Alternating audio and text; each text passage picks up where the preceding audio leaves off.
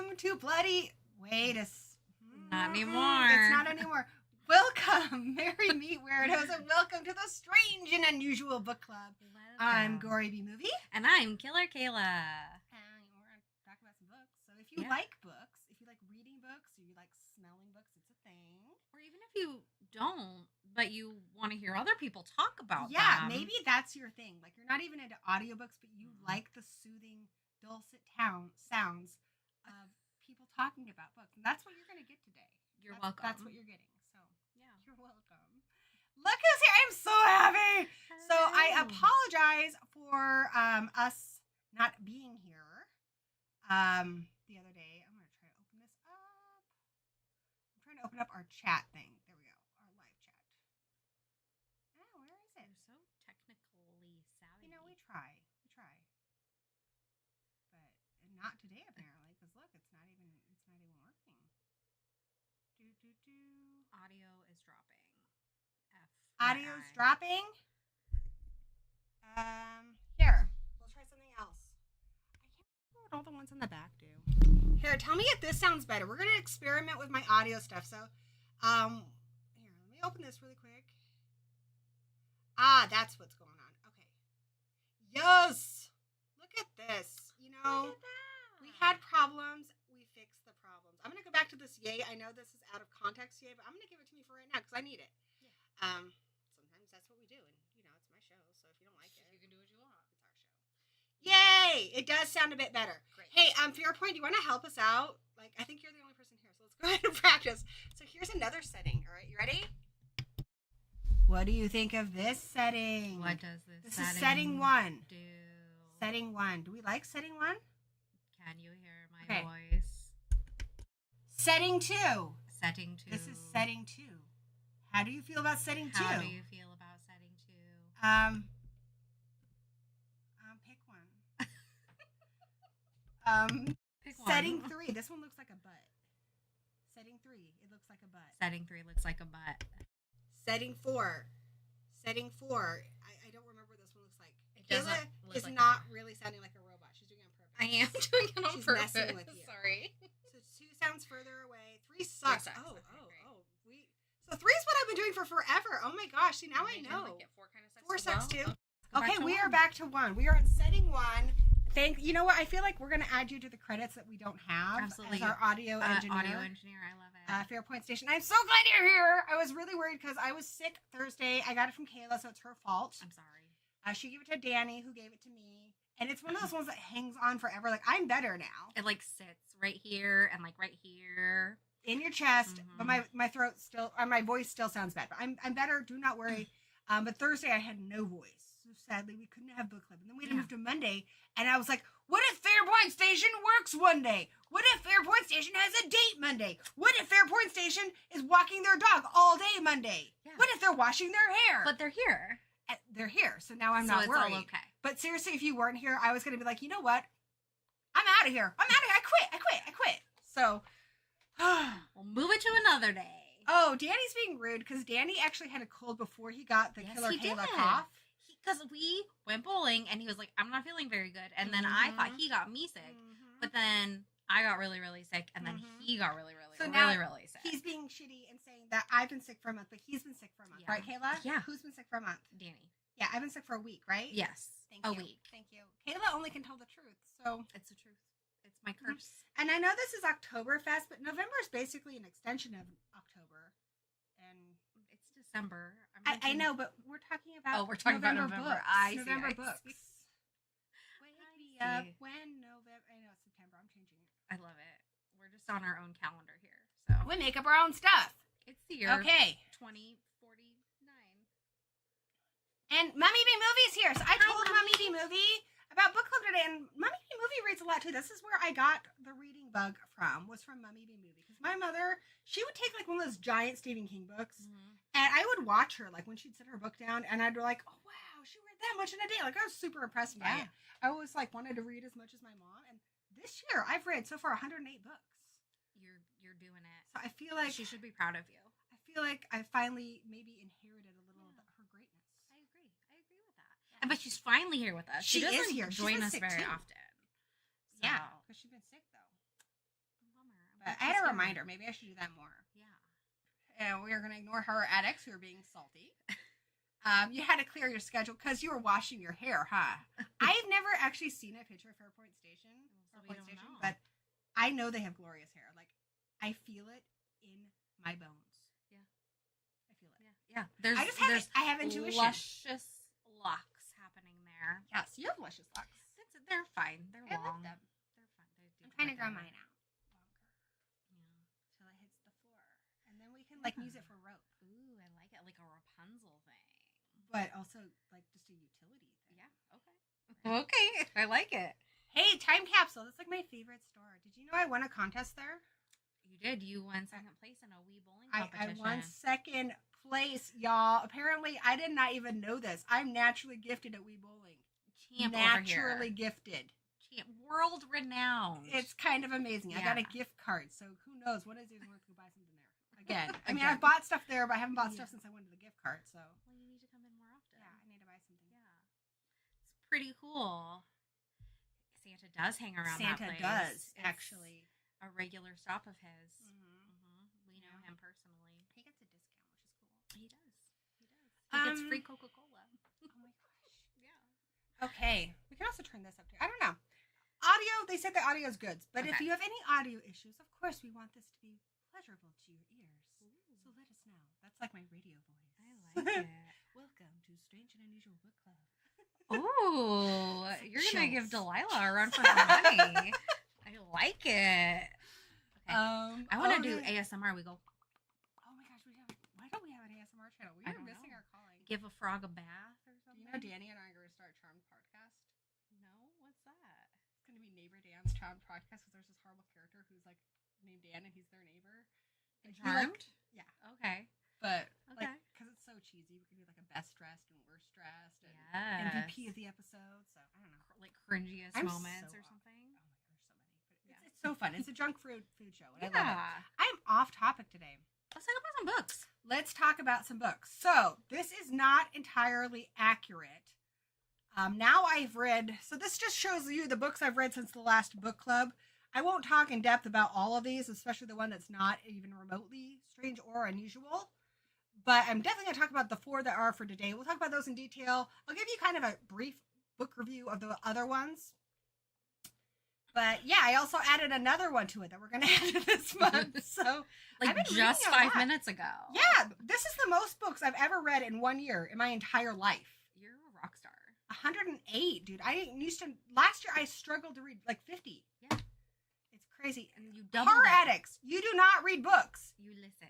You have me read you books. Read. That's part of why I read so many books. I have to read to you too. Does he have a Goodreads as well? He does, but he doesn't update it. It's like a really old picture of him eating a giant chocolate bar, which is charming, but he doesn't put anything on it. I'm like, I want to know what he would rate books. Yeah, me too. The audio fades in and out. Okay, hold on. All right, I'm checking something. There's our mic, right? Yeah. No, that's a. Oh wait, there no, it is, that's yeah. a web. Yeah. Filters. Okay, let's just take this off too. Okay. We might have a noise gate on it. Hopefully this is better. Hey! Yeah, that's a good question. So, that is a good question, Zigma. Danny married his best friend and Kindle. That's so true. That's cute. That's so, actually when I watched that South Park one where he's in a relationship with Alexa, I'm like, yep, that's what this is. Basically, my relation. I'm the Alexa. John Holmes or Shaq? Mongo or Big Tina? Who's Big Tina? Well, okay, in the Dungeon Crawler horror books, Mongo is the raptor that Princess Donut adopts. Yes. And Big Tina, eventually they meet this, it was a little bear creature. And it got a curse on it. And it turned it into a T-Rex. So she was going to do a dance recital. And so she wears a little tutu and she has like a tiara. Oh, she has a feather boa. And one of the plot points of book 5 is in order to break the curse, they have to give her the recital she never got. You see a T-Rex and a tutu dancing. That sounds so Matt lovely. Dinniman, why is your brain so amazing? It's a girl ball python. It's a girl with balls. I can't get canceled for saying that. It's a ball python. Yeah, no, of course. You thought about canceling me. You thought about it. No, I never. I think Right. I like Big Tina. I like Mungo.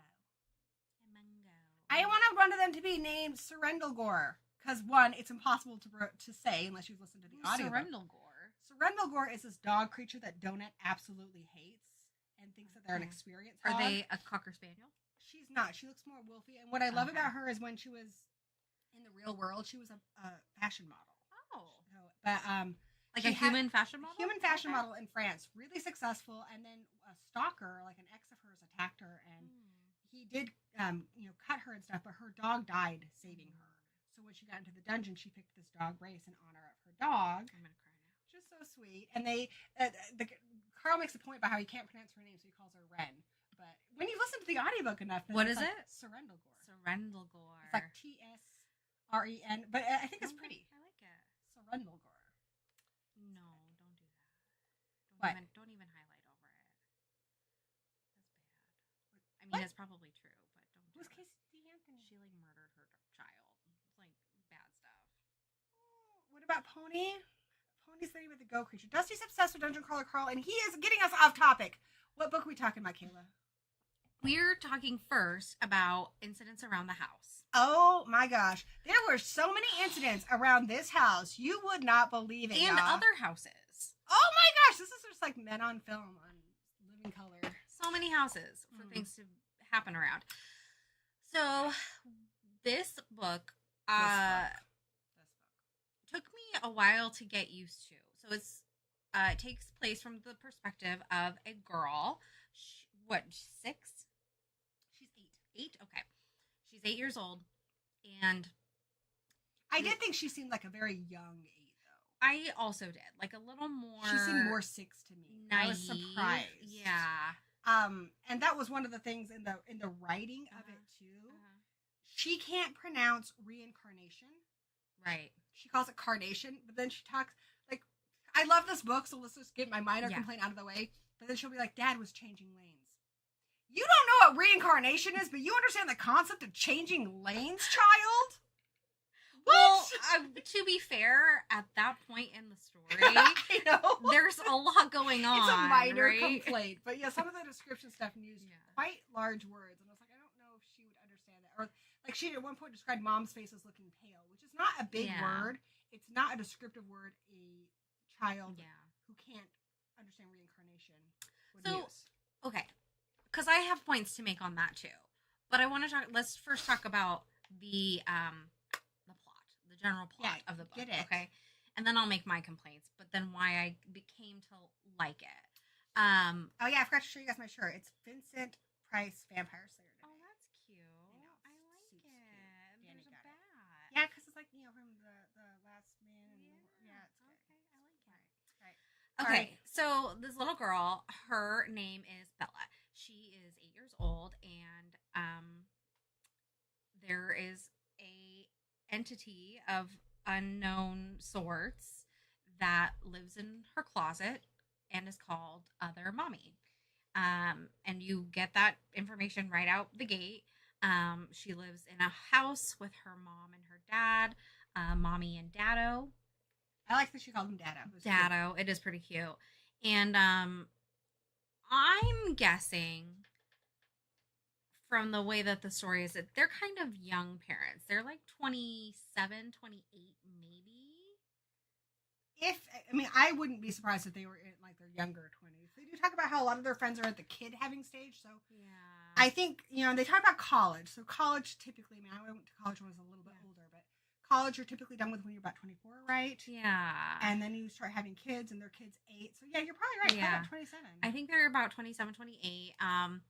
And she's their only child, and they have parties, and there's a lot going on there. But she's the only one who can see Other Mommy. Well, she thinks so. She thinks that's the case. That? You want to take it from there? So that's what's really scary about it. So you start this book and you're like, okay, I've read this before. Mm-hmm. The kids see something creepy in the house. Alexa, nobody was talking to you. Like absolutely nobody. Everybody is going off right now. What is happening? This is just that was so rude. Anyway, so you're like, I've read this book 1,000 times before. Precocious kid sees something creepy. Only they can see it. Is the kid being crazy? Like, the movie Imaginary of recently, and this is not that book. Mm-mm. This is not that book. No. This one turns that up to an 11. Like, think Poltergeist, where it's like, oh, I've seen this before. It's a haunted house thing. And then the kid gets sucked into the dang TV. Right. So that's what happens here. So in the very beginning, she's just seeing Other Mommy in the closet. And Other Mommy's creepy. Like, sometimes her eyes are down on her chin. Sometimes they're on the side of her face. Mm-hmm. And she first thinks that Other Mommy's nice, but then she even acknowledges that Other Mommy didn't really do anything nice. She just assumed they wanted to be her friend. Right, because she let her be herself, right? Like, Mommy just was there, and she got to play and laugh and giggle and do all the things a little girl does. I was telling Gory, I tried to Google Other Mommy, like, fan art, and I couldn't find anything, because there's a lot of, like, weird descriptions of her later. Yeah. And I'm like, I want to see, like, what other people... This would be a phenomenal movie. Oh my God, with a good budget. Yeah. Good CGI budget. This would be a phenomenal movie. So then, she's also really stressed out about her parents. She's very close to her parents, and they treat her... She feels like they treat her like an adult. I thought some of it was inappropriate.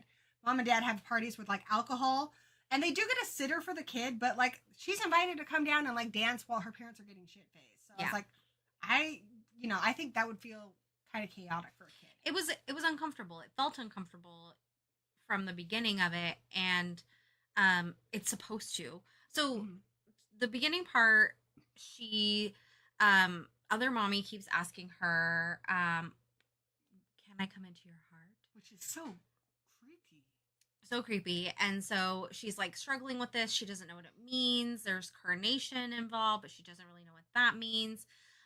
Where does she go if she lets Mommy into her heart?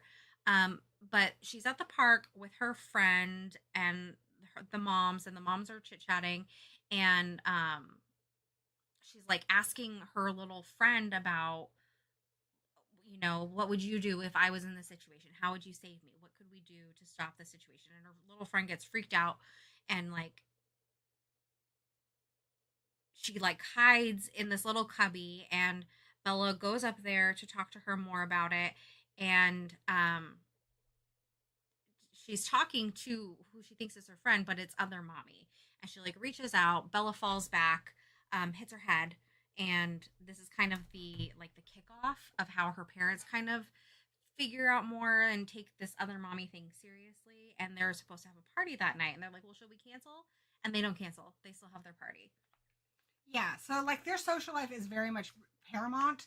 Plus, Bella has noticed that Mom is very intimate with another guy. It's pretty clear Mom's having an affair. Mm-hmm. And she doesn't want to hurt Daddo's feelings, and she's concerned about how Daddo feels.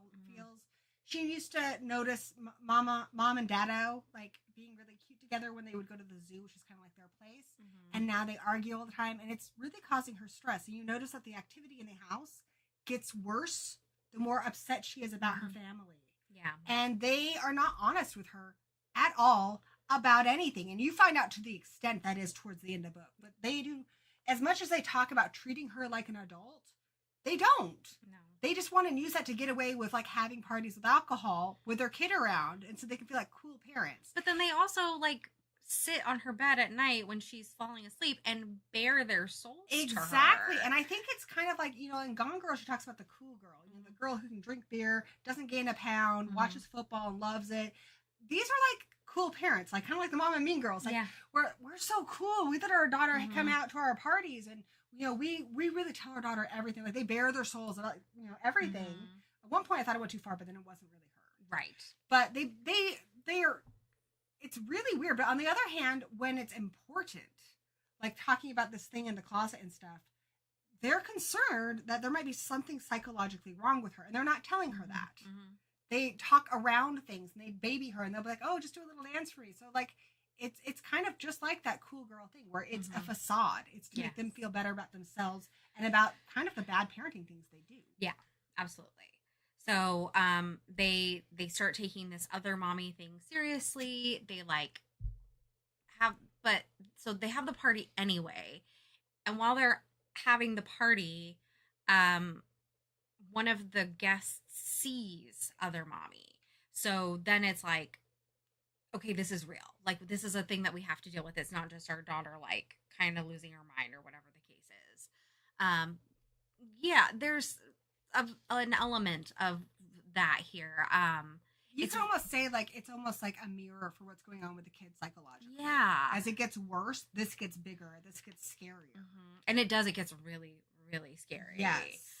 So I want to talk about that moment under, because I feel like that was a definite, I feel that, I'm inferring here, an homage to a movie called A Tale of Two Sisters, which is brilliant. If you haven't seen it, it's, I want to say Korean film, I could be wrong.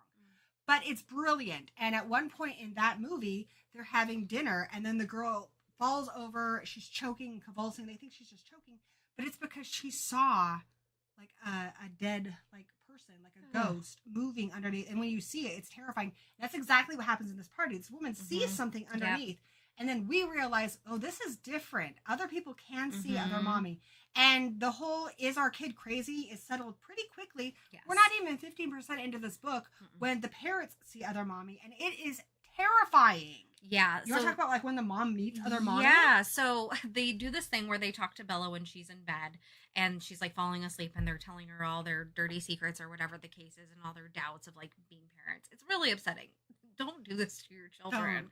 Like, what's the point? Like, no, she's not. They treat her like they're in a confessional. Exactly. It's crazy. Like, if she's awake, you're going to destroy this kid. This is after like a few incidents have happened around the house, and yes, around the house, and she's laying in bed, and her mom is talking to her, and she's like saying how she's like trapped by motherhood, and she's like, I hear daddy coming down the hallway, and I want her to stop talking because what she's saying is like gonna hurt daddy's feelings. And she's like, I never wanted, like, I didn't want this, I don't want you. Like, she's really upset, and like basically telling her daughter that she doesn't want to be a mom, like she feels trapped.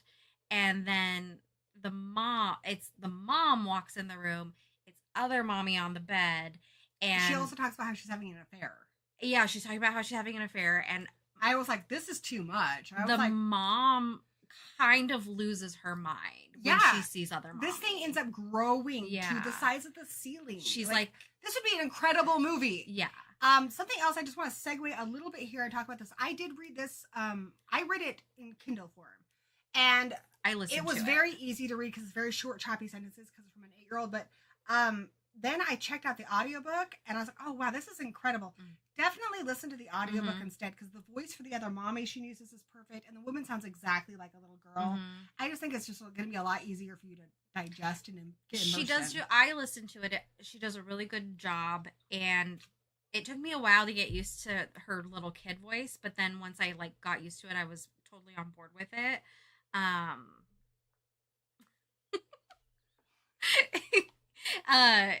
But the way that she does the other mommy voice, it's very soft. It's very seductive.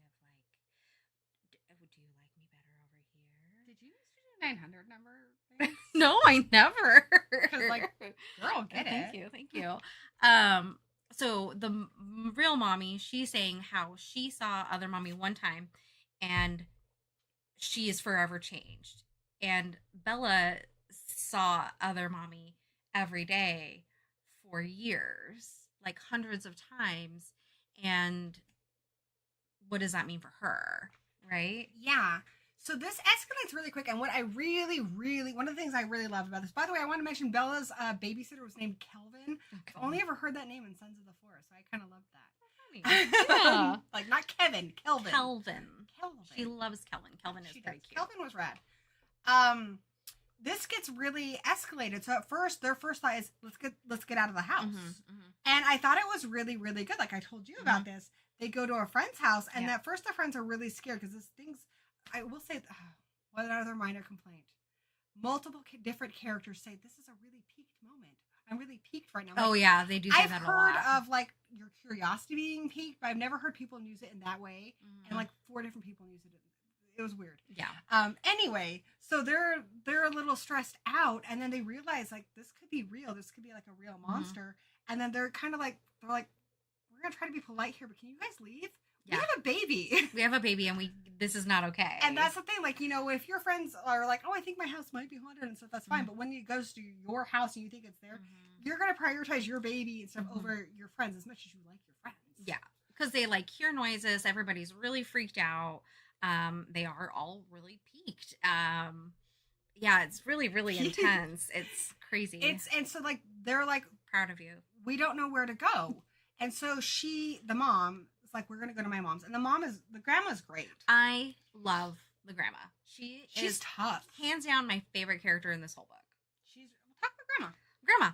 She, so she's the mom's mom. And Bella says at one point that she heard them say that she thinks grandma likes Dado more than mommy. I don't blame her. I don't like either, because mommy is a hot mess. Horrible. Like, ugh. Yeah. She's not a great mom. She's Dado's a terrible not perfect either, but he tries, and he's really patient, and, like, tries to work with her more. It feels like he tries to get on her level more than mommy does. He does. He seems a little distracted a lot. Like, he's on his phone a lot, but I do like, he talks to her a lot about the importance of being nice. And he is a very nice person. I think that's why he feels that way.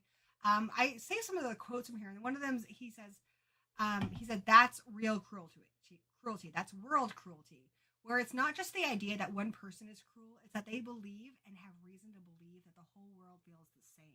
Yeah. Like, he really is upset of the idea of people just being mean, the world being mean. And the one important thing he's trying to instill in Bella is to just kind of, like, you know, find the light, be kind to people, be nice. Yeah. He's one character who might, if their friends came over and said there was a monster, might let them stay. He would. He absolutely would. Yeah, he would. But the grandma, so they go stay with the grandma, and she takes them in and she makes them food, and they're trying to keep it like a secret, but they end up, like, telling her. It's 3 a.m, and they, like, make us some story about how the power went out, and she's, like, asking a lot of questions.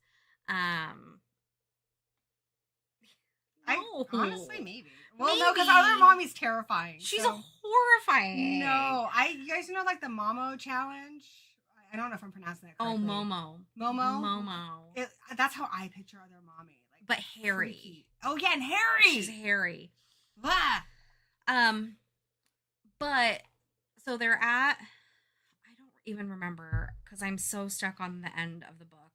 Well, we don't need to go through, like, everything, but basically they go to the grandmother, and the grandmother quickly figures out what's going on, and her attitude is very much, well, we're gonna stop this, and she doesn't question anything. They even ask her, like, why are you so quickly on board? She's like, because you believe it, so I believe it. She's very much on board and taking care of the kid, and it's really kind of sad. There's a scene, like, I feel like this is one of the more believable, there's a paranormal thing in my house, things. The first thing they do is they go to churches, and the churches is like, we don't know how to help you. You don't even go to our church. Yeah. Which is exactly what the churches would say to you. Yes. 1, you do not go to our church. If you were I think if you were a member of a church and you went every week, you could go to your church elders. Absolutely. And they would at least hear you out. But if you don't even go to that church, They are not going to listen to you. And They're like going to think you're crazy. Cuckoo banana pants. And exorcisms are a very, very outdated practice. Despite all the movies about them, it's not something really done anymore. So you can't go to a Catholic church and be like, well, who's your exorcist guy? Because they don't have one. They've never done one. They don't. It's just not something that's done. And they even talk about they'd have to like prove it and stuff. And they're just like, they're not invested in you. They're not going to waste their time helping you. And they don't get paid to do that stuff. So they're not going to do it. That was extremely believable. They're going to lots of different places around town. And nobody will help them. And they have nowhere to go. They can't go home. Yeah, because they're pretty sure it's tied to the house. And the mom's like, let's burn the house down. Like, we're never going back. We can't do it. But it follows them. But it follows the them. So it goes to the grandma's house. They're in the car at one point, and they have some incidents. They then go to this other around the car little town, and they're trying to find like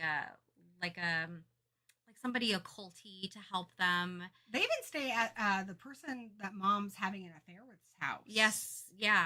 And should we talk about that part? If you want to. Do we want to get spoilery? We're gonna get spoilery, guys, because this book's intense, and we have to talk about it. And I think if you don't want to hear spoilers, we'll get non-spoiler. Don't do it. We're going to have a spoilery section. We'll talk about that in a this sec. book is deep enough that we'll be able to talk about it better if we can talk about the spoilers. Yeah. So, and I think you're still going to want to read it. You might want to read it even more when you hear the spoilers. I think so too, because it's really good. Like, I thought this was just a paranormal book, and I was like, it's going to be like imaginary. No, it's so much more. Yeah. So at one point, the mom leaves. She like can't handle it. She takes a car and she leaves, and we don't hear from her for a while. And then the dad and the grandma. Are you okay with spoilers? You have to deal with it. Okay. Are we doing it? Okay. So they have this friend named Lois Anthony. She's an occultist lady, and she gets all of her occulty friends together, and they're going to try to talk to whatever this entity is. Also, this isn't very far into the book. We're we're at maybe the 20% mark. Yeah, maybe. And so they all have like their crystals and their telephones, and they're like, we're going to talk to this thing however we can. So they're all in a circle, and one of the guys in the group is like talking on the phone with her, and comes over to Bella and is like, she told me to tell you that she left you a present. And then the mom comes in the door, and the guy who she's having an affair with is dead. Yeah. So basically, as a present to Bella, other mommy kills this guy. Mm-hmm. And then they realize since he's not there, they can stay at his house. Yeah. But it doesn't matter because it follows them everywhere. And so, yeah, this occultist group, what they do doesn't work. I can't remember. What was their original plan? Was it just... They were just going to talk to it. Yeah, that was stupid. And see if they could get it to leave them alone. They're like, you're They're not going to be nice. Can you please leave Bella alone? Please leave her. Please. She doesn't need you here. No, dog. Like, other mommy ain't here to screw around, all right? Other mommy's gonna make some incidents around the goddamn house. Oh, for anyone who's offended by that, I'm sorry. No, it's, so, this guy's dead, so they go to his house, and other things happen, and then there's a few other things, and they end up going to this other woman's house, Ethel.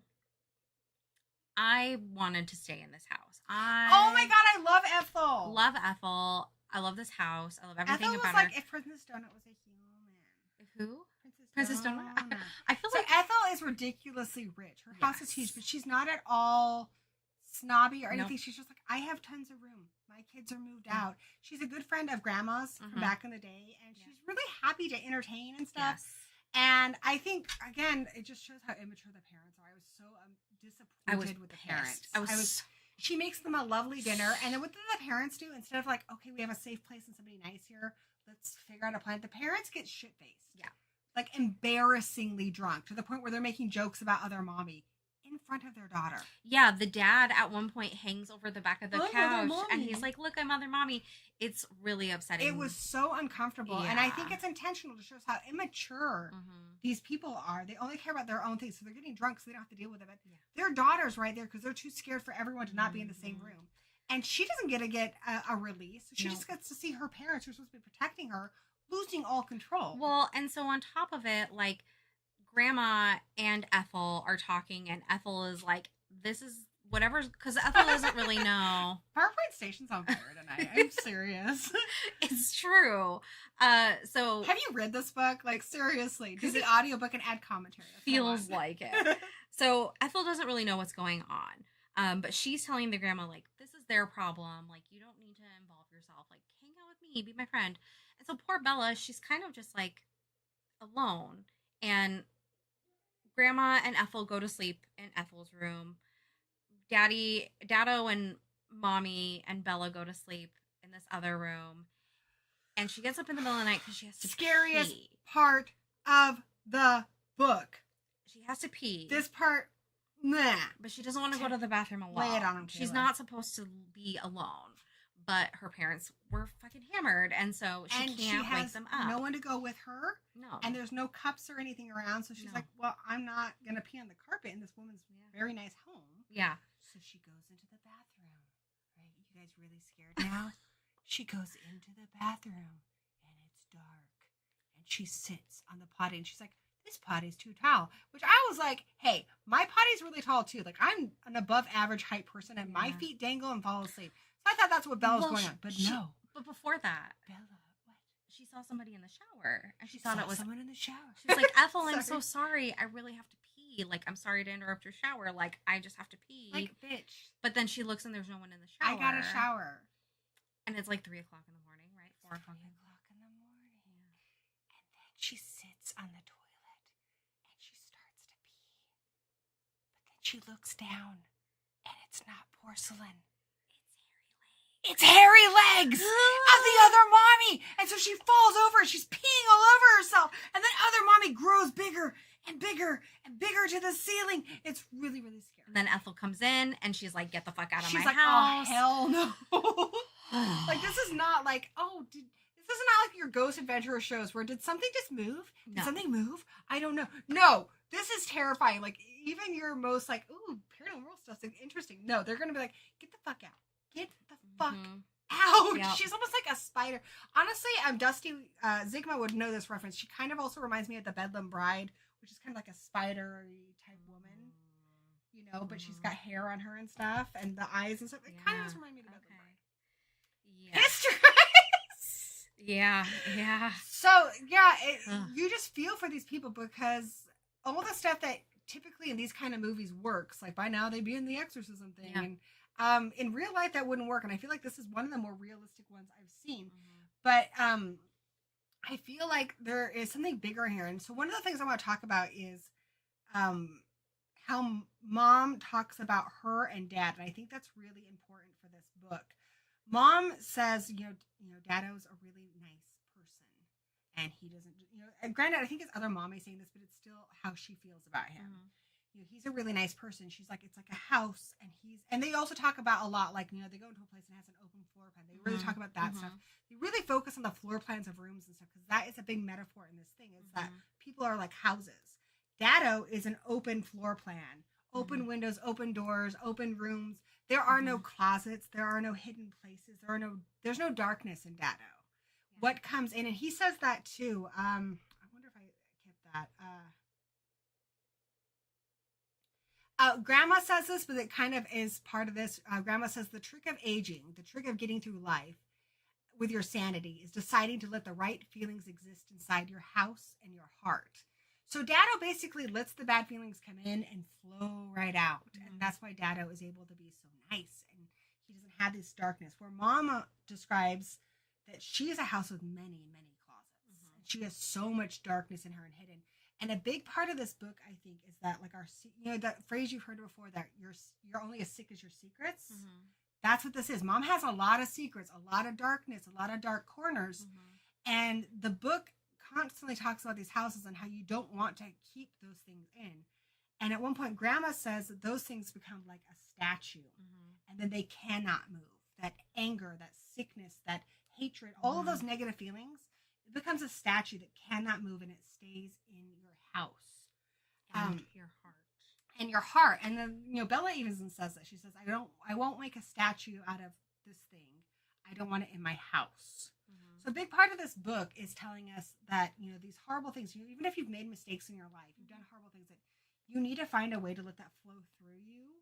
acknowledge it and let it move through. Because if you hold it in there, you keep it in a closet in your heart. If you let it in your heart, it will eventually destroy you. And if it doesn't destroy you, it's going to destroy your children.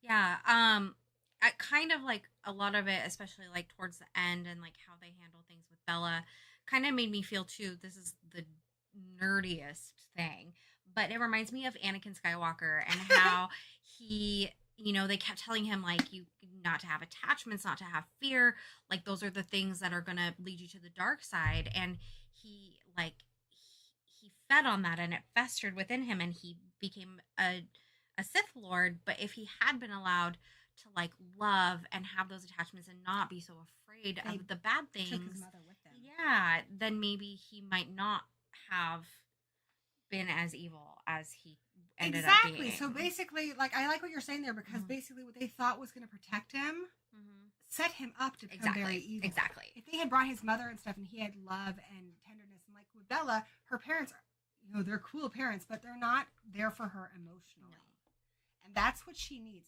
And so Bella talks a lot about how she was very lonely before other mother came in, so she was already vulnerable, and you can really use that for a lot of children. A lot of children who end up there are plenty of children who are perfectly loved and everything are killed or murdered or sexually abused or groomed, but definitely those kids who are a little neglected, who are lonely, they are beacons for bad things in this world. Well, and as a kid too, like you don't know the difference. Like she wasn't, sexually abused or physically abused, but she was a little neglected, and she doesn't know any different. And other mommy comes into her life, and other mommy is horrifying, but Bella doesn't think that. She's just like, this is somebody who I can talk to. It's definitely like kind of metaphorical, I think, for the monsters that your vulnerability and your fears can allow into She's your so life. lonely that her credentials for a friend, her standards are very low. Yeah. So like anybody could have come in. And she would have welcomed that. I think, even if it wasn't a paranormal thing, like she was so easily set up to where somebody could have abducted her. Somebody could have, groomed her. Somebody could have done something really horrible to her. And it ends up being this thing, which is probably about the worst thing there is. Yeah. So we're going to get into a major spoiler, okay? So this is the end of the book, but we need to talk about it because I feel like that we need to talk about it. Yes, we do. So take a bathroom break, okay? If you don't want to know, take a bathroom break. But if you want to know, then hang out, relax. Yeah. So they go back to the house. Yes, please. Okay. I love you, Fairport Station. They go back to the house because they have to. They get dogs. Oh, yeah. Danny, I recommend the book. I highly recommend 100%. It. It's my top 5 for the year.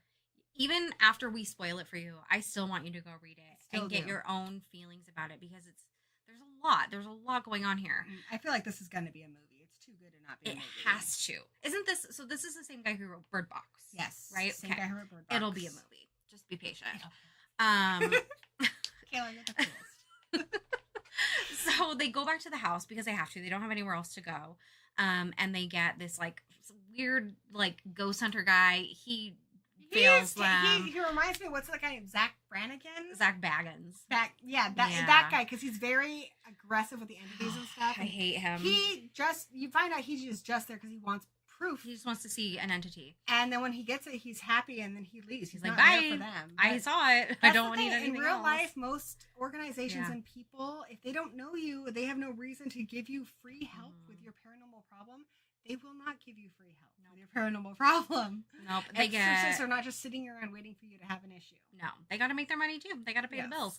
So they get these dogs, all these things. None of it works. Terrible ideas. They, I don't remember what happens, but they leave and they come back. Let's talk about the trip at the end and getting back in touch with Ethel. That's right. Okay. Oh, not Ethel, Lois, right? Lois. So Lois comes to them and she's like, I kind of failed you before with our previous, the thing with all the phones and whatever. This is what I think. I think that this entity is feeding and is attracted to your daughter's innocence, and we have to make her less attractive. You okay? Water. Wrong type. Hi, breathe. Don't talk about books in here. Yeah. Okay, bye. Okay, bye. That's Douglas. That was chaotic. That was like chaotic couple He's seconds. like the other mother. He is like the other mother. He kind of is, because you're like a stepmother, and he's like the other mother. Breathing, don't breathe the water. Don't breathe water. It's not for breathing. I'm going back to beer. So Lois is like, we have to make your daughter less attractive to this entity. We have to take away her innocence. So think about this, guys, because like I said, I mentioned that the other mother is in some ways a symbol for all the horrible things that can happen to your child in this world. So think about all the horrible things. They can be kidnapped. They can be murdered. They can be groomed. They can be sexually abused. And this woman's solution is, let's take away her innocence so she's not attracted to them. So a lot of these people who prey on children, that is what they're attracted to, is the kid's innocence. So when you think about it, not in a paranormal term, but you think about it in real life terms, this is the stupidest plan I've ever heard of. And I thought that at the time too. I was like, that's not going to solve it. Like, I don't think that that's what's going on here. Other mother does not have button eyes, but it is very much a Coraline vibe. She's worse, honestly. She's way worse. Yeah. So she's like, let's take Bella out to this lake, and you guys are going to tell her everything, all of your dirty secrets. So they go out to like the middle of Lake Michigan or something, and they let it all rip that Dado is not her real dad. Her mom had gotten pregnant. She was married to this guy, and her mom was married to a man. She was having an affair with Dado. Yes. And then she got pregnant, and she was really hoping it would be Dado's, but it wasn't. It was her husband's. So she tells her husband's like, yeah, I want nothing to do with you. Get the hell out of my house. But Dado, being the sweetheart that he is, was like, I'm going to raise this kid just like it's my own. Yeah. And that's how they did it. And then they kept saying, like, they never knew when was the right time to tell her. Right. So they never told her. So they now never she's told her. 8. And I feel like that secret is kind of what, like, even though she didn't know there was a secret even being held, I feel like Bella knew there were secrets being kept from her. She knew there was closets in the house, so to speak. To go back to the metaphor. She could sense there was many closets that she was not allowed in. And it's also kind of metaphorical when you think about how other mother came from a closet. Yes, absolutely. So those closets, they're going to eventually get their hands out on your kids. You know, you can't just keep them in the dark because kids are perceptive. Yes. And they think that this is going to make it to where other mothers are like, well, she's no longer innocent, which she still is innocent. Yeah. She's still a little girl. None of it's her fault. She didn't do any of this. I think to make her uninnocent, I guess you'd have to make her do something horrible, which she wouldn't do. No. You know, maybe I guess if you got her to kill somebody or something, but telling her that your mistakes and breaking her down and making her vulnerable, I don't see how that plan is going to work. Yeah. Naturally, Bella breaks down. She's completely like non-communicative with them. Yeah. And then they sense on their mother is back. And to me, I feel like what Bella really needed all along is a friend. Yeah. It could have been Dado putting down his phone for 5 minutes and having a real conversation with his daughter. It could have been mom. It's not just being completely selfish and immature.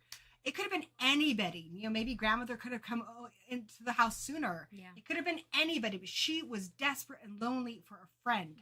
And what she really needed to get through this stuff was maybe a therapist. Yeah. Maybe just anything. She needed love. Somebody to treat her like an 8-year-old girl. Yes. And not like their friend, or like, because her parents kind of treated her like their little confidant, right? She didn't get to talk to anybody. But she didn't have anybody. When she tried to open up to people and talk to them, they're like, "You're crazy. Yeah. That's not real." She had nobody to talk to. Nobody. And the parents are doing this, and it's horrible. And now she's more vulnerable than ever. And what's her solution? She says, "What if I let other mommy into my heart?" Because she doesn't want to deal with the pain anymore. She says it'll make mommy and Dado happy, maybe I'll just do it. And she does the part where she like is just walking into the water, like, I'm gonna cry just thinking about it, and she's just gonna drown herself, like she's just walking into the water. No child should be put under this much stress and pain. She didn't do anything. No, she didn't do anything wrong. This is so horrible. So they bring her out. It's fine, like, but you know, she talks about how there was a wave that wasn't moving and it was other mommy, and yeah, it's really upsetting. But Dado's not perfect either, and he's also very immature. Dado.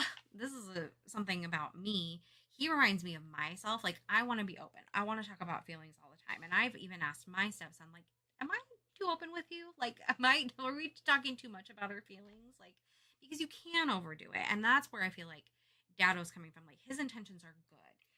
The problem with Dado, though, is the same problem with Momo. He does all the talking. I think what kids really need sometimes is just to be listened to, not to be criticized, not to have their age brought up. Like, well, you only think that because you're young. They don't want to be talked down to, because even at my age, you know, I have older people tell me, well, you're 40. You know what? It still doesn't change the way you feel. You know, it hurt when I was 20. And so no matter what age you are, your feelings, maybe you're feeling upset because your goldfish died, but when you're 8 years old, that's a 10. And so instead of talking down to them saying one day this is going to matter to you, think about what would hurt you at a 10. Yeah. And talk to them like a real person. He says that. He says, think about all the things that have happened to you, and we've made it through every single one.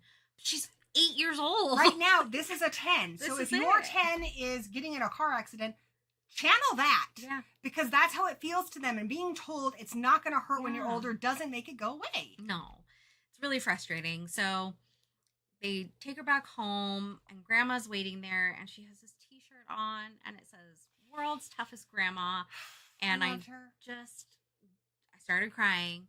And they're like, "Oh, it's empty, but we'll pour one out for Grandma." Pour one out for Grandma. Do we want to? Okay.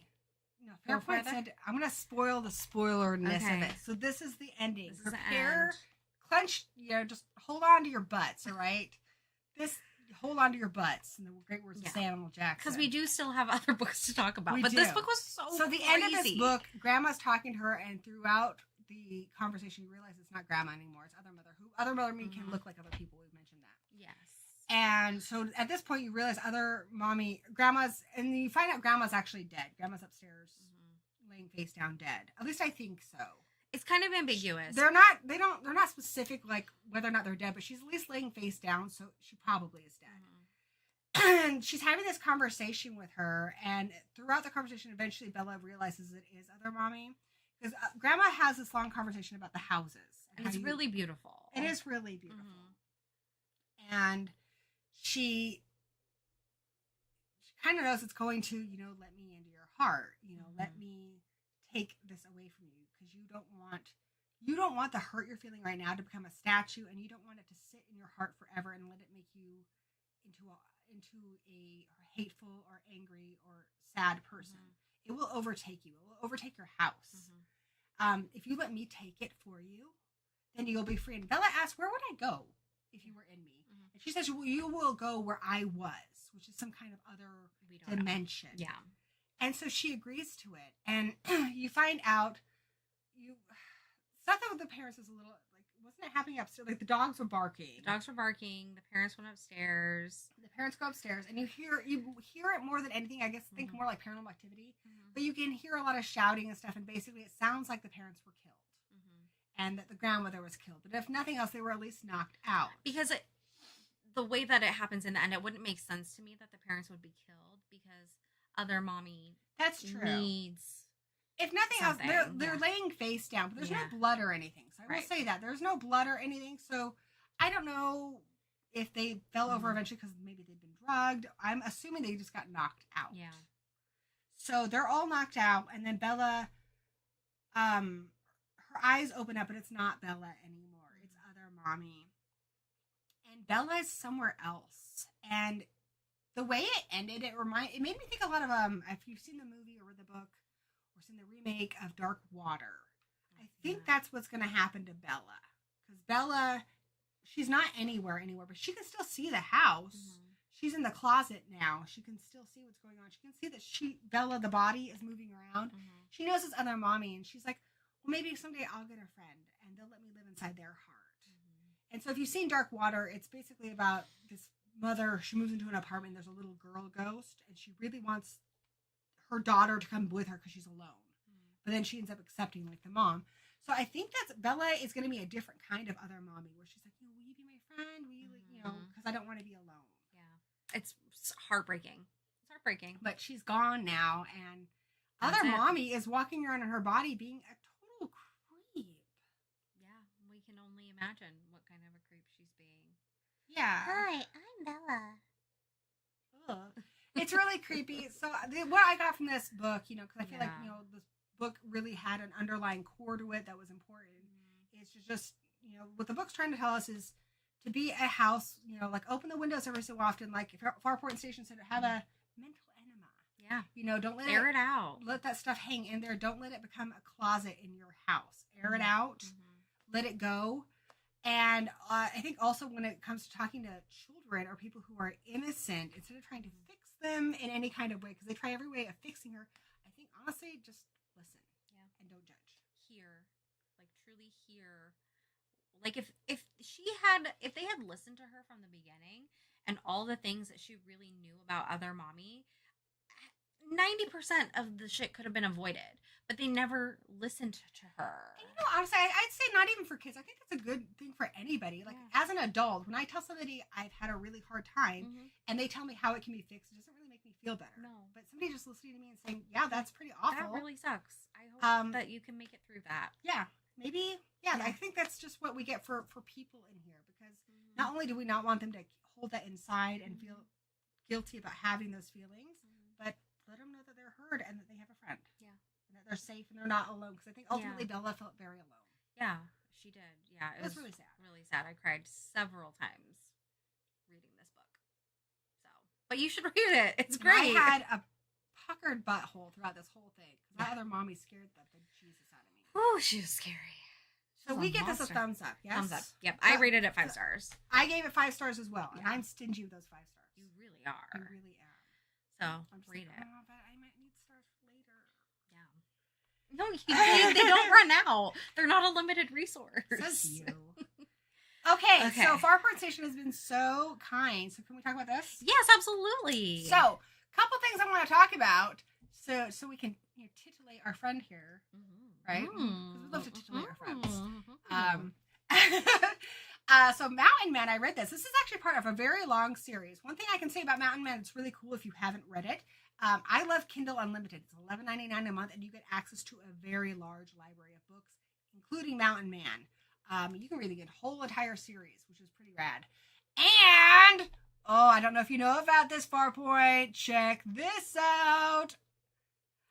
They're making a movie of this, and you can pronounce his name better than me.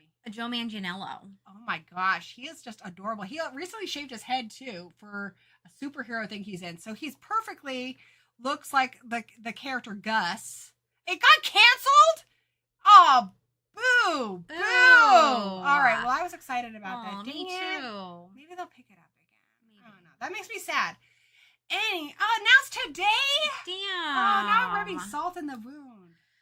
Well, anyways, I didn't read the book. You explained it to me, though, and it does sound really cool. Like, what a crazy, messed up So I'm going to break situation. it down for you. Break it down.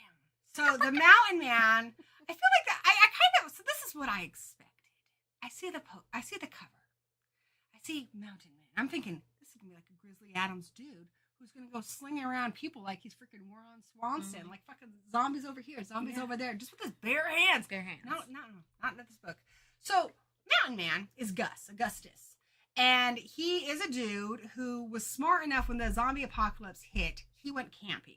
Which I always say that's the best idea. Get away from the people. Yeah. The people are dangerous. Get away from the people. Yeah. And he got very, very lucky. And he found this gorgeous mansion. It's got solar paneling, so he's got electricity. He has warm water. Gus is smart enough not to abuse his resources. He he spreads them out a little bit. And he has built, he has reinforced this big truck with grates and stuff on it, so it'll push bodies away. And I like that Gus, he repeatedly says he's not like a gun expert. He was just a regular dude before all this went down. And he's doing the best he can. He repeatedly says he does not know how the solar panels work, but they work. If they don't work, he's in trouble. But he knows enough. He seems like just a person you can relate to. When I heard Mountain Man, I thought this is going to be like a survivalist guy, and I think he knows the basics. But he's really just kind of figuring it out. But he is a fast learner. So Gus, his way of dealing with the zombie apocalypse is he goes and he's hit a lot of the stores, and at this point, most of it's been looted over. It's been 2 years since the apocalypse. Wow, yeah. So he's very lucky at the beginning. He finds a convenience store where he loads up on some supplies toilet paper is gold. I love how he's just like, who, I don't know, his way of describing stuff is hilarious. I love the way that Gus describes stuff. I wish I had my notes up here, but yeah, he's just like, oh, toilet paper. He's so stoked. I He's bet. Like, he's like, nobody ever told you how much you would appreciate that. But yeah, the beginning of the book, he's so drunk and he like pukes. He's almost fallen off the deck because what's also cool about this house is it's really high up. And it was high anyway, but he was smart enough that he kind of dug around it. And he is also digging a trench around it too. Because he knows eventually he's not going to be so lucky. And the zombies are going to get up there. And they're going to attack him. But if he has a mud, they'll fall in the mount. Yeah. Right? That's a good idea. Smart. Very smart. So, and he also knows winter is coming. So, he's got to get extra supplies, right? Yes. So that's what he does. And he really stocks up on his liquor. He loves his Captain Morgan. He loves his Crown Royal. And so he will do what he needs to do. He'll work during the day. He'll dig his trench, even though it takes forever. He will work on, you know, I also love that it's not all just man stuff either. It's not like, oh, man, dig trench. Now man take break and watch Disney movie. This place is great. It's got like a terabyte of stuff on the TV. Nice. So he watches a lot of old TV shows, a lot of action movies, a lot of Disney movies, and they have tons of paperbacks. A lot of Stephen King and just a lot of other stuff. So, you know, he's just trying to get through this as best he can, keep his sanity, but obviously he is very lonely. So then we get introduced to a very interesting character pretty early on. And this is something I haven't seen in a lot of zombie things. There's a character, I'm drawing a blank on his name right now, but we're just going to call him the serial killer because that's what he is. This guy, he kind of makes me think of like Negan, you know, from Walking Dead. Yeah. But this guy, he was a serial killer before. He was working, oh, by the way, this is set in Canada, so yay, Canada! Yay, Canada! He was working his way through Canada. He eventually wanted to go through the States and maybe hit Mexico as a serial killer. He killed his own father and stuff, though his father was a zombie when he did that. But the apocalypse, the zombie apocalypse, he loves it because he can do whatever he wants. He prefers killing humans, but, you know, he's fine killing the zombies too. But humans are really like the choice thing because he likes to make people suffer. He's a horrible person. So that was a really interesting character. And one of my minor complaints of the book is this author clearly had plans for a long series. So you're getting introduced to a lot of characters in this one. And I really wanted that moment where Gus was going to meet the serial killer guy. And I don't know if that's ever going to happen because it didn't happen in this book. So we don't get that. But I think if you read the series, eventually we're going to get there. What we do get, I want to say his name is Scott. Correct me if I'm wrong, Farpoint. Anyway, so there's this guy, Scott. And he's kind of a bigger guy. Picture him as Tyler Labine, who's Sock on Reaper. I love that guy. Yeah. Love that guy. He was in Tucker and Dale versus Evil. Yeah. Love that guy. So that's how I picture him. Anyway, so he's with this guy and this girl. Well, only two girls in the book. I will say the girls are not very interesting in the book. The guys are much more interesting. If you know your strengths, you're not going to write a lot of them. But hey, I'd rather him have few female characters than write them badly. Yes. They're not written badly. They're just not that many. So they go into this house and then they see the serial killer guy. And they're like, oh, another survivor. Let's team up like you do. And he just shoots Scott. And you're like, oh, fuck. And at first you think they're the lucky ones. Oh, no. He goes downstairs. He ties them up. He does horrible things to them. They scream all night. It's a slow, painful, awful death. This guy's psychotic. Then he leaves. Scott wakes up. There's still zombies in there. So he locks himself in a bathroom and he barely survives. He's like peeing in a toilet. It can't be flushed. He's just, poor Scott is barely freaking making it. Gross. Finally, he gets out and luckily he comes across, at first he shoots Gus's truck. He sees Gus's truck and he shoots it because he thinks it's a serial killer guy. But that's enough because when Gus gets home, he didn't notice him at the time. Gus realizes there was a human out there. He thinks they're trying to help him because Gus is just an optimistic dude. All right, that's what we love about Gus. Okay. Despite everything, Gus he finds ways to make himself laugh and stuff all the time. Like he's always talking about what a smug motherfucker Captain Morgan looks like on the thing. He's like, here's to you, buddy. Like he's just trying to get through it. Yeah, and I think he keeps his spirits up. Literally. Yes. But yeah, he does go back and he does find Scott, and they're like the best of friends. It's like Fox and the Hound, but with Joe. Manganiello, yeah. And Sock. Yeah. So, he takes him back and he takes care of him, and I was totally shipping it. I thought it was going to be like in The Last of Us. I was like, oh, this is going to be so romantic. I was so ready. I was just, I was so happy. Sitting there with a nice cup of tea, all cozy. But no, they don't fall in love, which bummer. Anyway, but they do become best friends, and that's good enough for me. Kinda. Anyway, but they start watching Disney movies together and stuff. They don't get together till the third book. You're lying to me. Wait, are you talking about the serial killer thing, or do... Don't even play me, dude, because I ship them hard. I ship them so hard. Oh, bummer. What would their couple name be? Gus? Gus. Gus? Gus. Gus! Gus. Oh, Gus! I love them together so much, because Scott is a little more uptight. Yeah. And I feel like Gus kind of helps him to, like, let loose a little bit, but then Scott's also, I think, a little more, I think, mature about things, and he gets Gus to talk about things that are harder. Gus did have a girlfriend before everything, and I feel like he's really trying to avoid the things that make him sad. But sometimes I think we need to deal with it. As we learned from the last book. Perfect together. Absolutely perfect. I was a little annoyed because halfway through this book, I read the description for the movie that then he meets a girl. I'm like, are they going to turn Scott into a girl? Screw you, movie. No, they made a girl in like the third act of the book. It's so like it came out of nowhere. But they needed to have something for this because obviously he didn't want to spoil the whole thing with the serial killer. I think that's for a later book. The serial killer ends with him going to Halifax. So it's Halifax. Halifax. But he changes it to Halifax. Ooh. Halifax. This is gonna be a confrontation. So here's what happens. They go to town and they find a chick. And it ain't gonna be good news because like it's the apocalypse.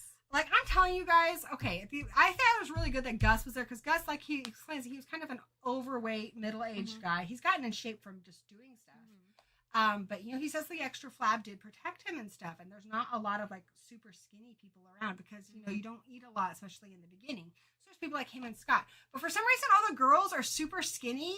I'm like, what's up with that? What's up with that? They're going to be, like, badass, like... Yeah.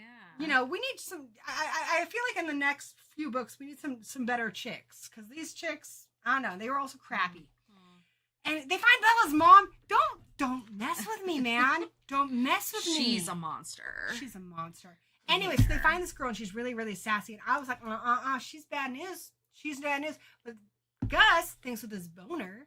And he's just like, we're going to protect her. We're going to take her back to the house. And Scott's like, we should just leave her. And he's like, no, we're going to protect her. I protected you. And I'm like, yeah. And you guys didn't even fall in love. Whatever, Gus. And Scott and I are both angry at this point. And Gus takes her back to the house. And he's like, oh, she's so sexy. And Scott and I are just like, she's not that sexy. And she eats all the food. And Scott and I are just like, she's just going to burn through all the supplies. And finally, Scott is just like, I've had enough. You guys seem cute together. She does try to hit on Scott, right? She tries to make a pass at him. No. Scott used to be married and had a kid. He had to put bullets in them. And so he's like, not interested, lady. Don't trust you. And then she goes over to Gus. And then they start getting down to horizontal town, right? And then Scott's like, well, fine. If you're not going to fall in love with me, he didn't say that. But if you're not going to fall in love with me, I'm going to go find the serial killer guy who killed my friends. Yeah. So then he leaves. Gus even gave him an extra car. Aww. And it filled it up with a whole bunch of stuff. Like, that's love. Like, I really shipped them. And then Scott leaves, and he fucks off the rest of the book. I was so sad. From what I understand, Scott's not even in book 2. I kind of looked ahead a little bit. But, well, I saw people complaining on GOODREADS that he wasn't in it. Aww. I hope that's not true, because I love Scott. Yeah. Anyway, I guess I'll find out later when I read book 2. So then Gus is left with Crazy Pants Metropolis. And then she's like, ha, I'm not really into you. I'm crazy. And I have a boyfriend. We have a whole band of people. I'm going to let off this flare and they're all going to come. They do all come. And you know what? They don't come to the wrong house, motherfucker. Because Gus messes them up. I'm telling you guys the whole book. I don't even care. Because you're not going to go see the movie now. So this is the movie. This is the movie. This is the movie. It's really low budget. Directed, produced, and edited. And then Gus is like, now I'm a mountain man. Great mountain man comes great responsibility. Which I recently learned is apparently Voltaire from Heretic. I thought it was really? Spider-Man. I guess it comes from Voltaire. Wow. Spider-Man. Anyway. Very philosophical. This is the superior. Yeah. So now we're left to wonder, you know, cliffhanger. I think Gus is probably going to go try to find Scott. I don't know what's going to happen to Gus next. He's there alone. He's pretty broken up. I hope they're wrong and Scott is in the next book. Scott's going to go find the serial killer. I don't think he can do it by himself because that guy's crazy banana pants. Yeah. Anyway, thumbs up. Gory says, check it out. I think if you like The Last of Us, if you like The Walking Dead, think of it as those things which take themselves very, very seriously, but your main protagonist is like Ash Williams. But instead of just being kind of lucky, he's got skills. So, like, he's a little smarter than Ash Williams, and so he's not going to get everybody else killed. But he is a very lovable protagonist. Yeah. Or maybe like a John McClane personality type. Okay. A John McClane personality type in a zombie world. Is there an audiobook version of this? There is indeed. And here's the cool thing about this book. So you can read each book on Kindle Unlimited. But the first 3 books, for a pretty reasonable price, they have in an omnibus. Oh, cool. And the audiobook of the first 3 is actually cheaper than the audiobook for the first one. Oh. So you'll get a better deal if you just Get buy all the 3 of audiobook them. for the first 3. Yeah. Smart. Which, Okay. the next one's called Safari. Ooh. So yeah, and oh my God, don't tease me, bro. Don't tease me. Oh my God, I want them to find a baby. If they find a baby, I think that's what. So this is what I want for the next book. Okay. I want you Scott, just write it right now. I got you. Okay. Scott finds a baby. He's like, oh shit, I can't raise a baby by myself in the zombie apocalypse. I need to go find my friend. Right? And then they're both taking care of the baby, and there's like, oh no, the baby peed over her shoulder. Shenanigans. Yeah. Where are we going to find more diapers in the zombie apocalypse? But as they're, both feeding the bottle together, their hands touch. And then they fall in love. And then they become uber, mountain Marin, zombie killing lovers. I love it. Yes. It's all I've ever wanted. Action in the streets, steamy in the sheets. I love it. I'm here for it. Yes. So thank you for the recommendation. Thoroughly enjoyed by me. You need to write some fan fiction, I think. Oh my gosh, I never thought about that before, but I'm here for it. I'm gonna start that right now. Oh, Scus! Yes. So I hope I did your book justice. Oh my goodness. I enjoyed it. Thank you. I for the do want to recommendation. read that one. It does sound really interesting. I just didn't get a chance to. Kindle Unlimited is so worth Yeah, it, dude. cool. Love it. Good night to Zigma. Sweet dreams. Good night, Zuma. He has to get up like 4 in the morning. Yeah. All right. So now, do you want to talk about? Yes. Let's talk real quick about. We used to live here. We don't have to get into that one because I think it's better if we don't. I think it's better if you go into. Really? I do. Wait, where did the book go? You deleted it. No way, dude. Really? I don't see it there. You think I did? I don't see it. I think you're right. Hold on. Computering's hard. Kayla, talk about something. Well, okay, I'll start talking about incident. We used to live here. So I picked up We It's Used to not Live Here before at the last book club. You're such a hipster. Before it was cool. It is really good. I immediately hits the ground running. Like you're reading and you're like already like, oh, this is terrible. It's very mysterious. Terrible, like this is scary. Not like it's a yes, terrible. Like this is scary. This, Terrible. by the way, will be a movie. It's already okay. pretty much done. That's cool. I'm just a little nervous because Blake Lively is producing it and starring in it, and the main character is somebody who's very, very neurotic. I was thinking more of a Kristen Stewart person would be better. I could see She could Blake be the wife. I was gonna say Janet. Yeah, Yeah, I think she'd be good for could the be wife. Janet. We'll see. Anyways, even if the movie sucks, cheeks are you hot. should. Mine are too. You should go read the book. It hits the ground running. This family, this cute little lesbian couple, and they buy and flip houses. So the main girl, I can't remember the main girl's name. Oh my gosh. Help me.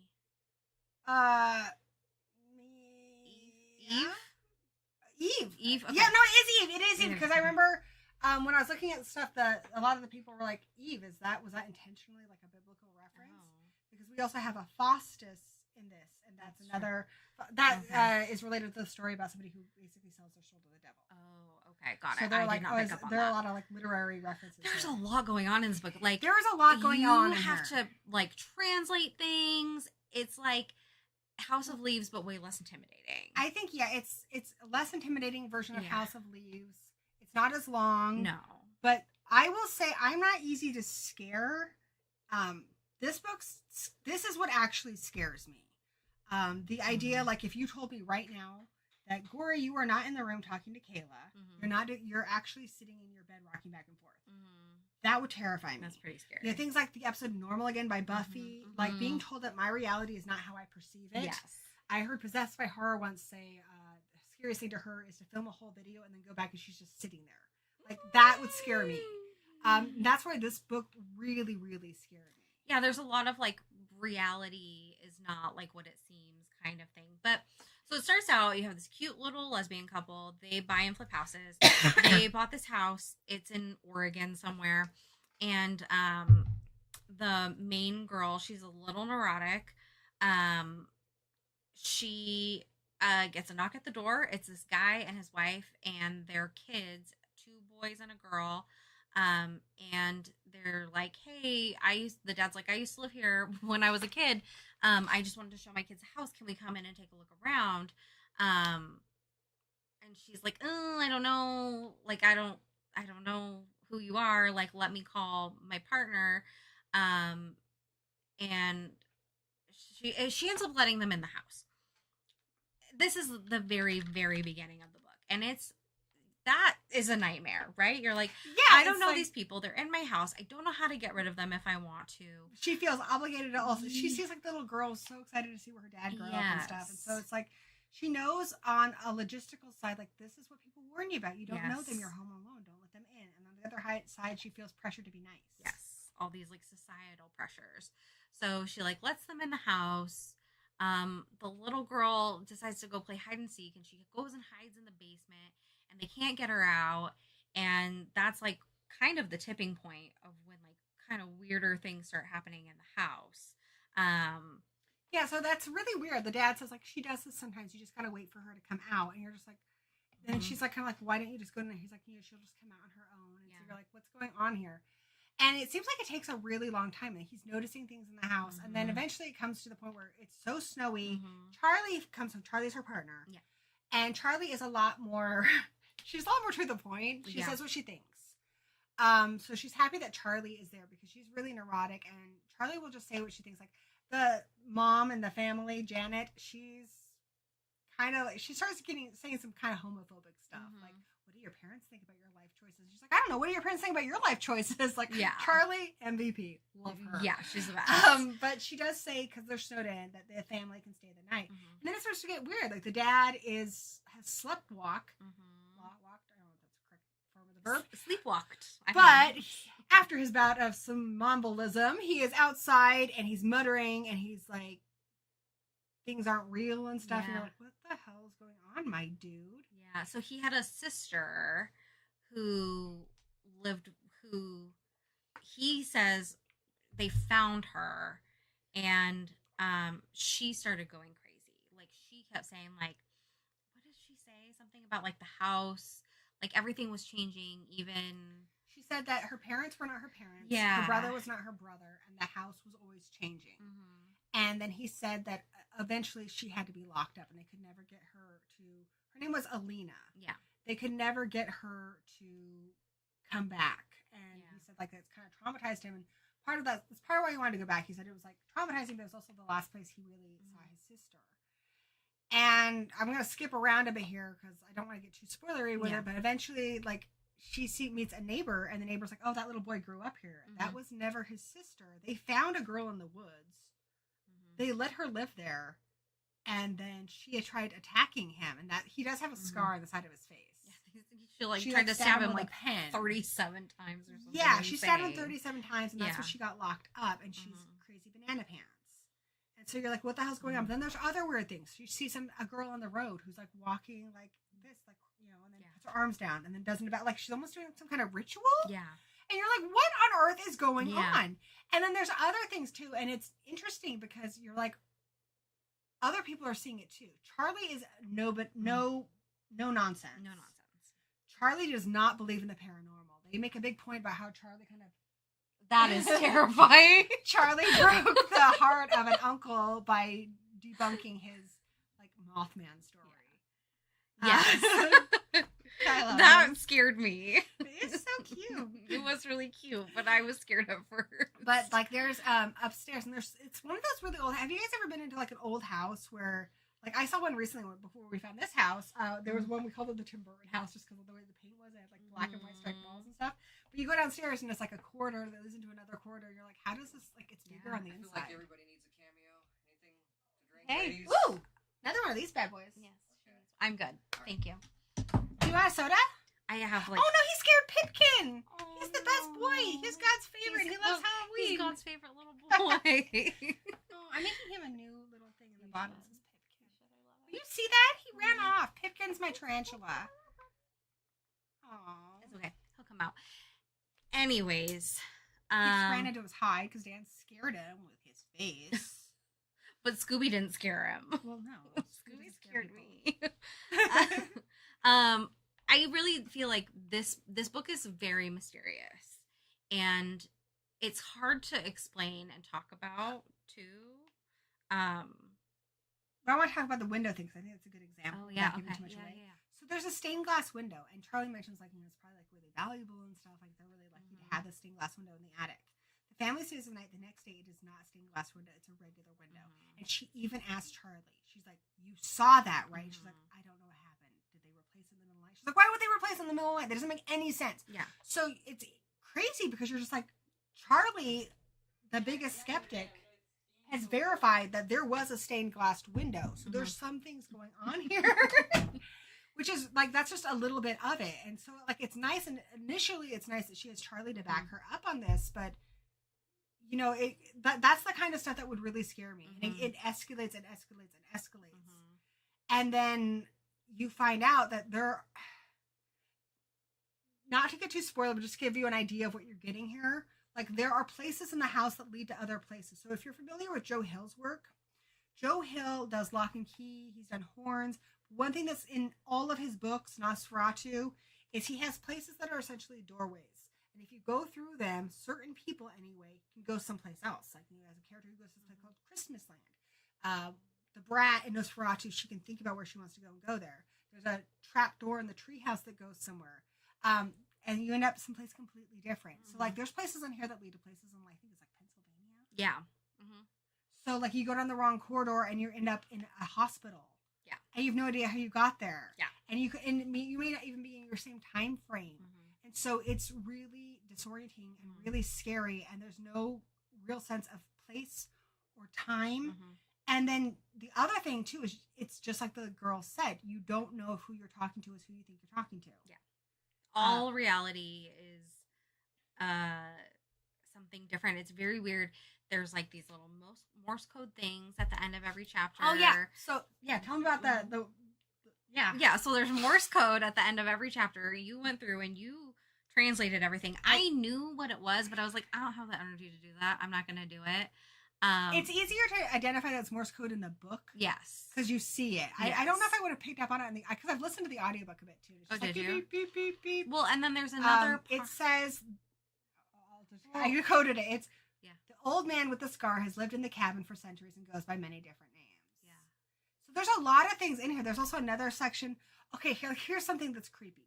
The main character Eve, when she was little, she's told to. They don't say beep beep beep. But I would love it. In the Gory B Movie version, they do. All right. Beep beep beep beep. I don't need sound effects. All right. I don't need them. So. Oh my goodness. But there are articles that come after chapters, and so Eve talks about how her therapist said to personify her anxiety with a beloved face, and the most beloved face she can think of is her favorite toy as a child that she lost. Which looks a lot like the Jolly Chimp toy with the symbols, but hers was white. He had a straw hat and he had clear symbols. And then you read an article saying a lot of people remember this toy. It never existed.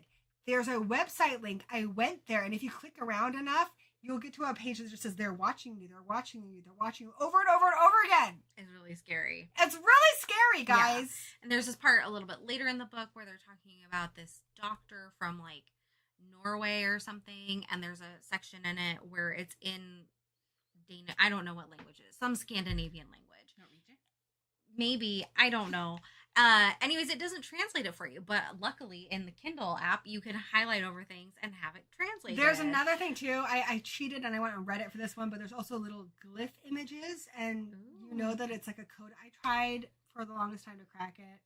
So it's really the trouble is when you crack it, it's in Norwegian, so you really kind of have to know Norwegian, and then you have to translate Norwegian. So there's a lot of fun stuff like that. You don't have to get it. You could read the book and enjoy There's a it Reddit page where they do a lot of this for you.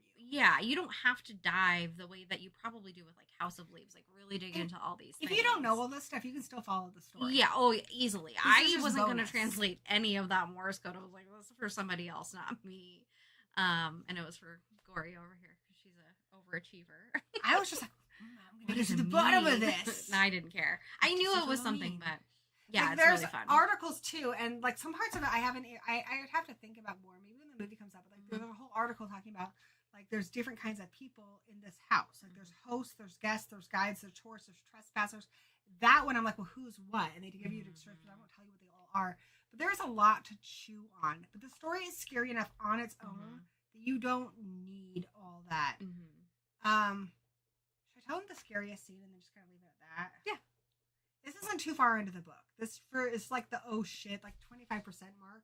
But I'll tell you this just because I think this will sell you on the book, because this part scared the shit out of it. And yes, even though this is a male author, Farpoint Station says the female characters believably written. We talk about that a lot. Like it's okay to write characters that are not like you, but if you don't have the ability to do that, then don't do it. Well, and a lot of the characters in this book are female. Like a lot of the main characters, there's Eve and there's Charlie and there's Janet, and they're all very different types of women. I think they're well written. I think so too. I saw a lot of myself. I don't in think he's Eve. even LGBT, and No. the couple is written very well. Yeah. Like, they had a very sweet relationship. They were really I cute. loved the story of how they met, which was really cute. Eve went to a movie alone. And Charlie was there with friends, and they hit it off. It was like a scary movie too, wasn't it? I can't remember. I want to say it was like I can't I remember. don't remember. But it was really cute. Yeah. So the scariest part of the movie, you're like, okay, they did exactly what they're supposed to do. Charlie comes home. The family will not flipping leave until they finally do leave. But Eve has experienced really scary things in the house. And she's like, it's the house. We can't stay here. If we stay here a minute longer, like she's even left her cell phone in there. And Charlie comes. Charlie's like, we need to go get some stuff. And she's like, no, we are getting nothing. And Charlie's like, I'm going to pack a really quick bag. I swear I will be right back. And she's like, please do not be in the house a minute longer. She's like, I don't even want my cell phone. I don't want my toothbrush. I don't want anything. I just want to like sit in my own filth in a hotel room somewhere away from that house. Yeah. And they get the hell out of Dodge. And then they go stay at this motel, which previously had different lights burned out. It was a little dilapidated. It looked like it was out of service, but now it's in service. And they get a room, and she spends the night kind of talking to Charlie, and they reminisce about how they met and stuff, and it's all very, very sweet.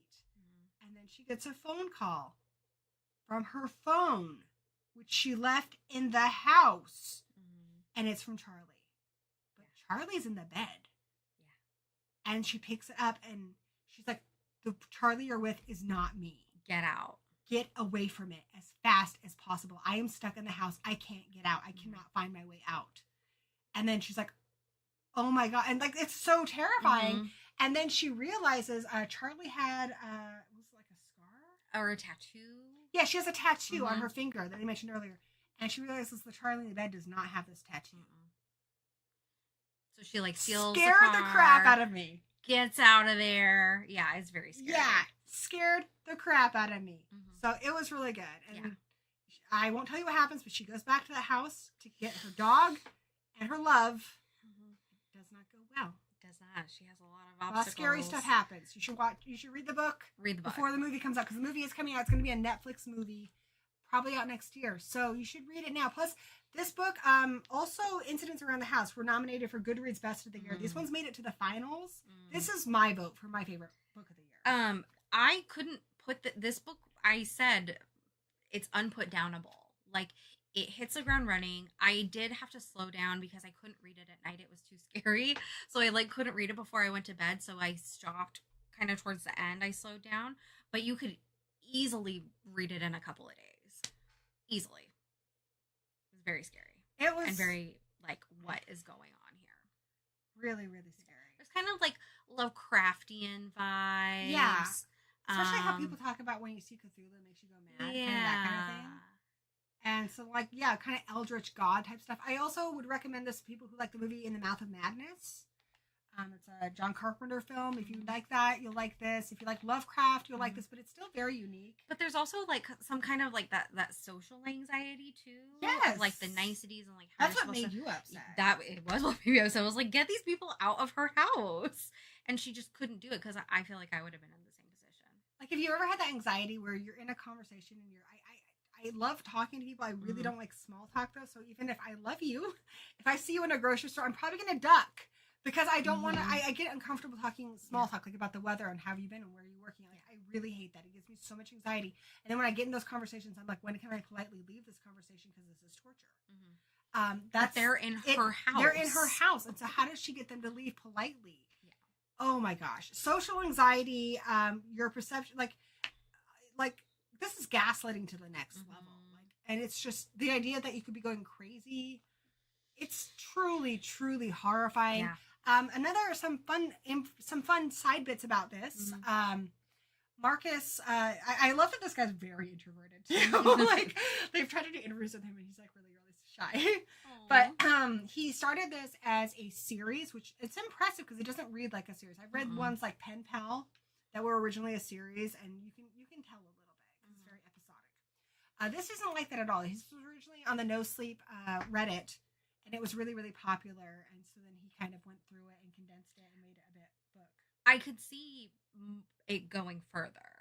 It really could. They've asked him if there's going to be a second book. He said maybe. There definitely will be more stories. And there are stories in this universe that he's written. If you go to the No Sleep Reddit for him, there's a whole thing on this where people are trying to decode the clues. Well, there's even little stories in here. Yeah, and he hasn't revealed everything yet either. So you can be a part of that, decoding this, and you make it even bigger. But it is he's created a really scary universe that, I mean, he can really write a lot more in. The other stories aren't even these characters. They're different characters in this universe. So I feel like he's almost like a modern day Lovecraft. I agree without with the racism. Yes. Yes. We love that. The dog's name is something really cute, like Scout or something like that in this book. Yeah, I can't remember. It was cute. I love the dog, though. The dog is really cute. It's a good book, though. Yeah, definitely. I think I rated this one 5 stars. I think of the two, this one was more fun to read because you're just like, oh my god, what's going on? But incidents around the house really like got me on like an emotional level. That one was really emotional because it's a kid. This one scared me a lot more though, and I will not spoil anything, but that ending really upset me. Like, I was so upset. It really scared me. It's kind of the book where it keeps. I was up for like a few hours after I read this. Like, I couldn't stop thinking about it. Yeah, I couldn't read it at night towards the end. I was like, I'm not gonna sleep really if I keep scary. reading this. And I still think about it all the time. So this is one I'm not gonna forget. It's really good. It's a good one. Love it. Really, really good. You read one of the other Also, books. if you like creepypasta stuff. Yeah. Which, by the way, I know Mr. Creepypasta. He's a lovely guy. You would not think so in real life. He's very sweet and charming. I love it. His name's Chris. Chris Creepypasta. Yeah, Farpoint, I think you're going to dig this one. Yeah. And it's not even that long. It's like 200 and something pages. No, it's quick. It's really quick. And you will burn through it. Because like I said, it's so good because you get a chapter about what's going on in the house. And then you get like a news article. But there's a lot of, that's where the clues are, right? So like she talks about her monkey. And then you get like kind of an article talking about how that a lot of people have this Mandela effect thing. You're like, wait, what the fuck? And then it goes back to the story. But it doesn't feel choppy. It's so good. It's so really good. Really good. Seriously, it's so good. It's so scary, and I'm hard to scare. Yeah. Okay. There's a lot more to it, and I also like that the author isn't revealing everything just yet, too. Like, and what it all means and stuff, too. Like, I think there's a lot to it, and I'm still piecing together, like, what I think it all means. But ultimately, this book, like, it also has, like, kind of like an instance that has, like, that kind of loneliness feel, you know? Yeah. There Because is she that is in very this, too. lonely. She doesn't know what's real and what's not real, and where she is and who she is, and it's heavy. So I'm gonna talk about this one, but I think you're gonna really like this one. This was we're trying to mix things up. So we used to be Bloody Book Club. Bloody Book Club just did horror books. Now we're Strange and Unusual Book Club. We talk about horror, sci-fi, fantasy, anything that's weird, mystery, thriller, you name it. So this was a fantasy book, but it's more like a fantasy horror adjacent. I love T. Kingfisher. I like a lot of different books, but T. Kingfisher, as far as just the writing on the page, is probably the most talented modern author I can think of. High praise. Not just about like the story, just the way she weaves words. It's very, very hard to use a massive vocabulary in a way that doesn't sound pretentious. It doesn't sound like you had your thesaurus open because you're trying to be impressive. The words she uses are bigger, but she uses them naturally. And you can tell the difference because if there's context clues, you can tell that person uses that word and they understand what it means. If there are no context clues, typically they had the thesaurus open, and it's really annoying because in a good book, you shouldn't have to look up what it means. You should be able to tell from context. Yeah. But if they're just dumping it on you, they're trying to be impressive, and it doesn't impress anybody. Nope. Least of all you. No. T. Kingfisher knows what she's doing. Yeah. She weaves beautiful stories. This one is really disturbing. So I guess it's loosely based on the Grimm's fairy tale of the Goose Girl. I'm not very familiar with it. But I'll throw that out there in case you are. So we have this little girl, and she is so sweet. What was her name, though? What the heck was her name? Matilda. It was a little girl, okay? Okay. What's her name? Little child. No, she had a name that was like Cordelia. Cordelia. So, this little girl Cordelia, and you find out that in the beginning she's at church and she's really upset because there's a fly in her hand and she can't spot it away, and she has to look directly straight forward. And you're like, I thought her mom was just controlling. Her mom physically controls her body, and she calls it obedience. So when Cordelia acts out of line, she will take over her entire body. Cordelia cannot move her mouth. She cannot do anything. And initially, she talks about how sometimes her mom would forget to give her water or forget to make her blink and her eyes would dry out or just various things because she's been doing this for a long time. And sometimes her mom will forget to do things and she'll make her talk too much until her voice is hoarse because Cordelia can't do anything. She has zero control.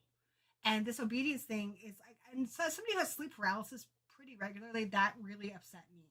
Like she can't even like wet her mouth when her mouth is dry. Like she feels like she can't breathe sometimes. So like, because her mom just puppets her. And her only friend is her horse, Faladin, I think. Is that what his name? Falada. It's this beautiful white horse.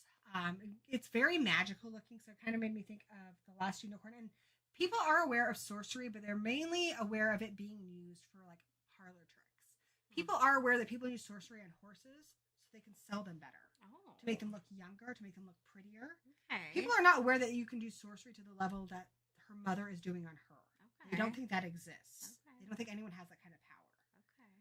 Okay. So nobody really knows. And she has like one friend in the whole world who's really sweet to her, and they live up the way.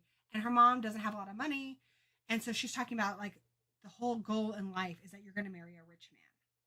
Like that is the whole thing. Because they live there alone. And, so eventually, is the horse's name really Falada? I don't know. Does Falada? Falada. Falada. I don't know. I mean, it's a cool name. Phallus would be a cool name. No. No, it wouldn't. I heard like one couple at the hospital. One of my friends told me because she worked like the maternity area. They did English was not their first language, but they had heard the word in the hospital, chlamydia, and they thought it was so pretty. And they had to be like told like. Don't name your kid that. You cannot name your child chlamydia. But phallus is a pretty word. It is. Chlamydia is a pretty word. It is. Isn't there like a flower called I don't know, but there should be. chlamydia? I think it's something like I that. should look it up later. Yeah. Anyways. So yeah, basically, the mom, she looks really. She is glamoring herself too. She looks a lot younger than she is, and she goes into town and she gets this guy who's a squire, and he's very sweet. I pictured him as like John Cleese, very sweet, and he says that she simply must because she's gonna go get clothes refitted for her daughter soon, new wardrobe. You simply must stay with us, meaning him and his sister, while you're here. And so they do, and it's almost like reverse Cinderella, because the stepmother comes in and ruins everything. Cordelia doesn't have friends really, and the one friend she did have, in order to get there, her mom didn't want to look poor, so she stole their carriage and to do that, she basically used obedience on the father to make him kill his family. Oh my god. And she doesn't know. She knows he didn't kill everybody, but she doesn't know if her friend's alive or not. So That's so sad. Cordelia's life sucks. My son gonorrhea. Again, pretty word. It is a beautiful word. Gonorrhea, diarrhea. Oh my god, diarrhea. Lovely. Daya, my daughter Daya. This is my daughter. Diarrhea. Rhea. Rhea. Like Rhea Oh, Perlman, right? Yeah, Rhea Rhea is Ripley. Yeah. Ah. It's gorgeous. Just don't do that I could to your see if it child. wasn't you didn't know English very well. Yeah. Very beautiful. Anyway, question any word you hear in a hospital. Yeah. Any words. That's a good rule of thumb. So they go there and she immediately hits it off. One, she gets her own handmaiden who's very, very sweet to her. And the handmaiden loves that Cordelia doesn't know what to do. She doesn't know like the right forks and stuff, and she's really agitated because she knows that she gets in trouble, her mom's going to do obedience on her. And this girl's just like, you're so sweet. Like, and you know, she wants to help out and stuff because her mom's very, very strict with her. And so the girl instantly just loves her, wants to protect her, and the butler looks after her. Like, and in this household, their staff are part of a family. They're friends of theirs. You know, they don't treat them poorly or anything. Whereas Cordelia's mother is very nasty to everybody. Yeah. And even I love that the handmaiden, I can't remember her name, but she senses that Cordelia's afraid of her mother. And so she will tell her mother, like her mother always washes her just, she has no privacy at all. And the handmaiden's like, oh, I need you to leave. I'm sorry, you have to go. Sorry. And just like, because clearly his mother's trying to put on airs and act nice and stuff, she has to go along with it or she's going to get found out for the horrible person she is. Yeah. But my favorite character is Hester. I adore Hester. So T. Kingfisher, what I like about her is a lot of authors, and I think, you know, there's an audience for that if you want to, like, looking for more of a escape fantasy thing where everyone's beautiful. You know, like a lot of romance novels do that. Everyone's ripped and everyone's beautiful. And there is an audience for that. But I also think it's sometimes nice to see people who look real. T. Kingfisher will give you that. So Hester is, you know, I think she's like 50-something, 51. She's overweight. She has a bad knee. And it's really sad because she is in love with this guy. I want to say his name's Richard. He owns another estate. And it's very kind of like Pride and Prejudice in this way, where they've been in love for forever. But he's like the nicest guy ever. And she doesn't want to have him settle for her because she thinks he can find somebody prettier or younger or better. Yeah. And he is entirely smitten with her. And he even tells her repeatedly, just say the word and I'll ask you to marry me. Yeah. It's so sweet. But she knows like her knee's bad. And she's like, I don't want him to have to like take care of me for forever. And it's so sweet. And they're so sweet together. But eventually Hester does figure out what Cordelia's mom is doing. And she decides she's going to help her. And from there, things get really escalated. It's not an entirely very scary novel. It's very more magical realism. It's scary in the way like maybe The Last Unicorn gets, well, it's more than that. But one of the things you find out in like the first few chapters is Falada is not her friend. Oh. She finds out that her mother uses obedience on Falada, and then that's her breaking point. And so she's like, I'm going to take Falada and I'm going to go. And then Falada leaves her right to her mom. And she's like, I don't understand. And Falada tells her mother everything because he is her familiar. And she feels completely betrayed. And Falada is almost like laughing at her. And he's almost like a demonic thing. And so later on, there are incidents where, like, you know, he's not a horse. He does really scary things that you would see in the movie The Thing. I won't spoil it for you, but he is not a horse. He's scary as all hell. At one point, he doesn't have a head. He's still running around being crazy because he's Crazy Pants Horse McGee. Oh my gosh. So there are horrifying things in here, but at the core of it, the reason to read this book is it's very, very sweet. I would recommend this to anybody who wants to read a book about found family. You know, sometimes the people we're born to don't love us the way they should. But, you know, when you find people who do love you, even if they're not blood, sometimes they are your family. And that's what Cordelia gets in this. It's very, very sweet. It's also very, very romantic. It's beautiful fantasy. It also has kind of an old, like, you know, 1800s-y kind of feel. Fun. It's very good. And the characters are so good and funny and charming. Yeah. It's really cool. Like, the character, she has one character in here, and they actually bring her over because they want to unsettle Ursula, which is the mother. And it's really funny that the most charismatic person they know, the person who's really going to make Ursula feel threatened, because she's one of those people where she walks into a room, every eye is on her. She is breathtakingly stunning. Yeah. It's interesting. I love that T. Kingfisher does this. She's horribly scarred. They don't really say why she's horribly scarred, but the reason she's so magnetic is she has this like insane confidence and personality. She knows exactly how to talk to people. That really helps Cordelia too, because she's like, well, how would she do it? Yeah. But there's just other things in here too, and it's just really, really cool. And there's Cute. it's really sweet. Yeah. So love it.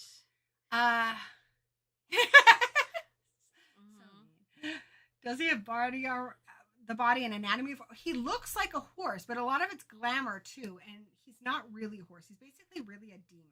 So think of it like that. He looks like a horse, but he's really a demon. So his anatomy doesn't work like he doesn't need a head.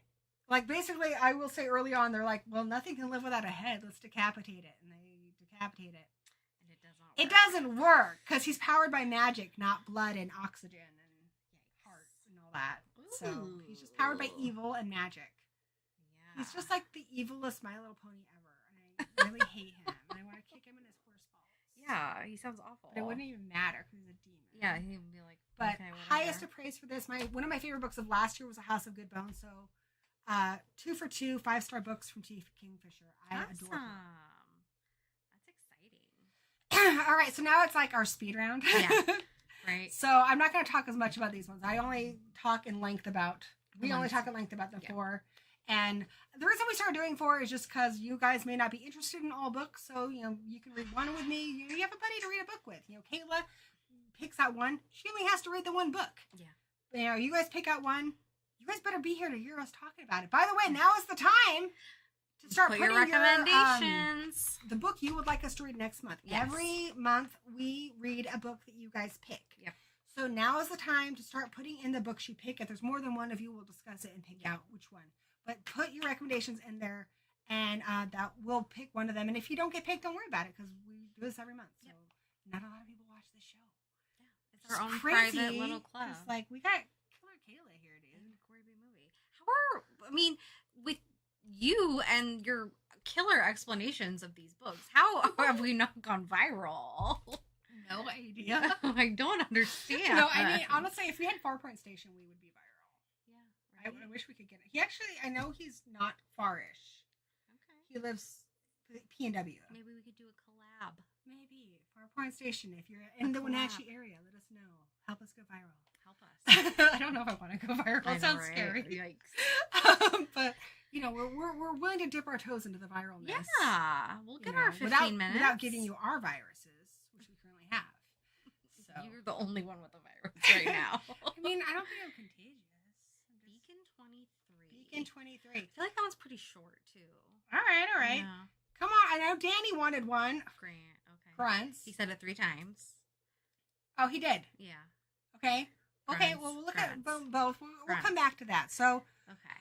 So let's talk about what we have decided. Well, you have a couple that you read. I have you some should quick ones. I'm going to do go up or through down. really quick. It's just going to be a basic up and down.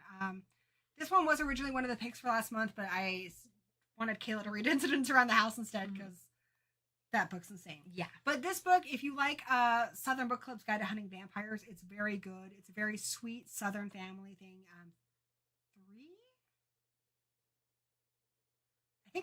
4 generations of women run a funeral home in the South, and you find out that for as long as their family's been around, they basically take care of vampires. So every so often, a corpse for no reason will come back, and they will feed on people, and it is their job to take care of it. Their youngest right now is a girl named Luna.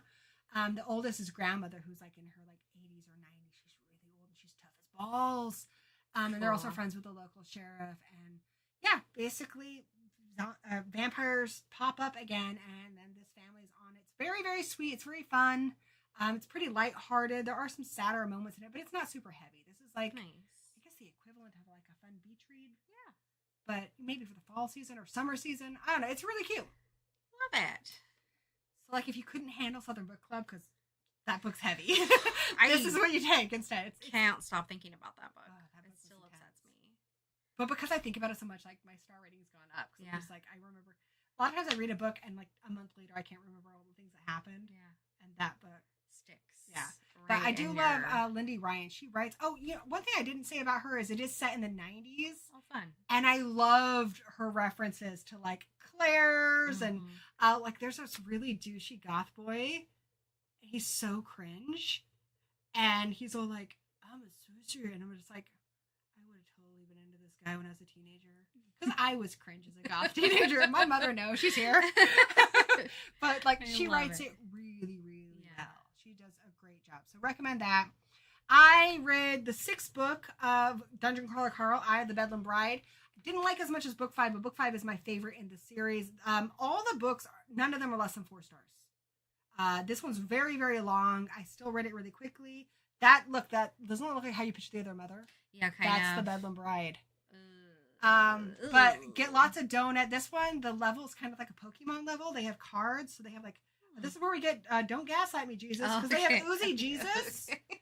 And I know what that means now. Uzi Jesus, one of his abilities, she's like the card, is he resurrects people. And she's like, go resurrect those guys. And he's like, I already did. She's like, they were laying there dead. He's like, no, I didn't. That's just what they look like. She's like, don't gaslight me, Jesus. It's so good. So good. I loved it so much. It was really good. This one has a lot of heart in it, too. I don't know how these books manage to be so funny and have a lot of heart and good action. But I just love Donut and Carl so much. I don't know how I've gotten so invested in this tiny cat. You love her. But honestly, and I read an article recently where Matt Dinneman said she is the most complicated character he's ever written. His favorite character is Samantha, which is the possessed sex doll head. She's really funny. That's his favorite character, right? Okay. She's crazy. She's always like, "I'll kill your mother." But she was a goddess, and she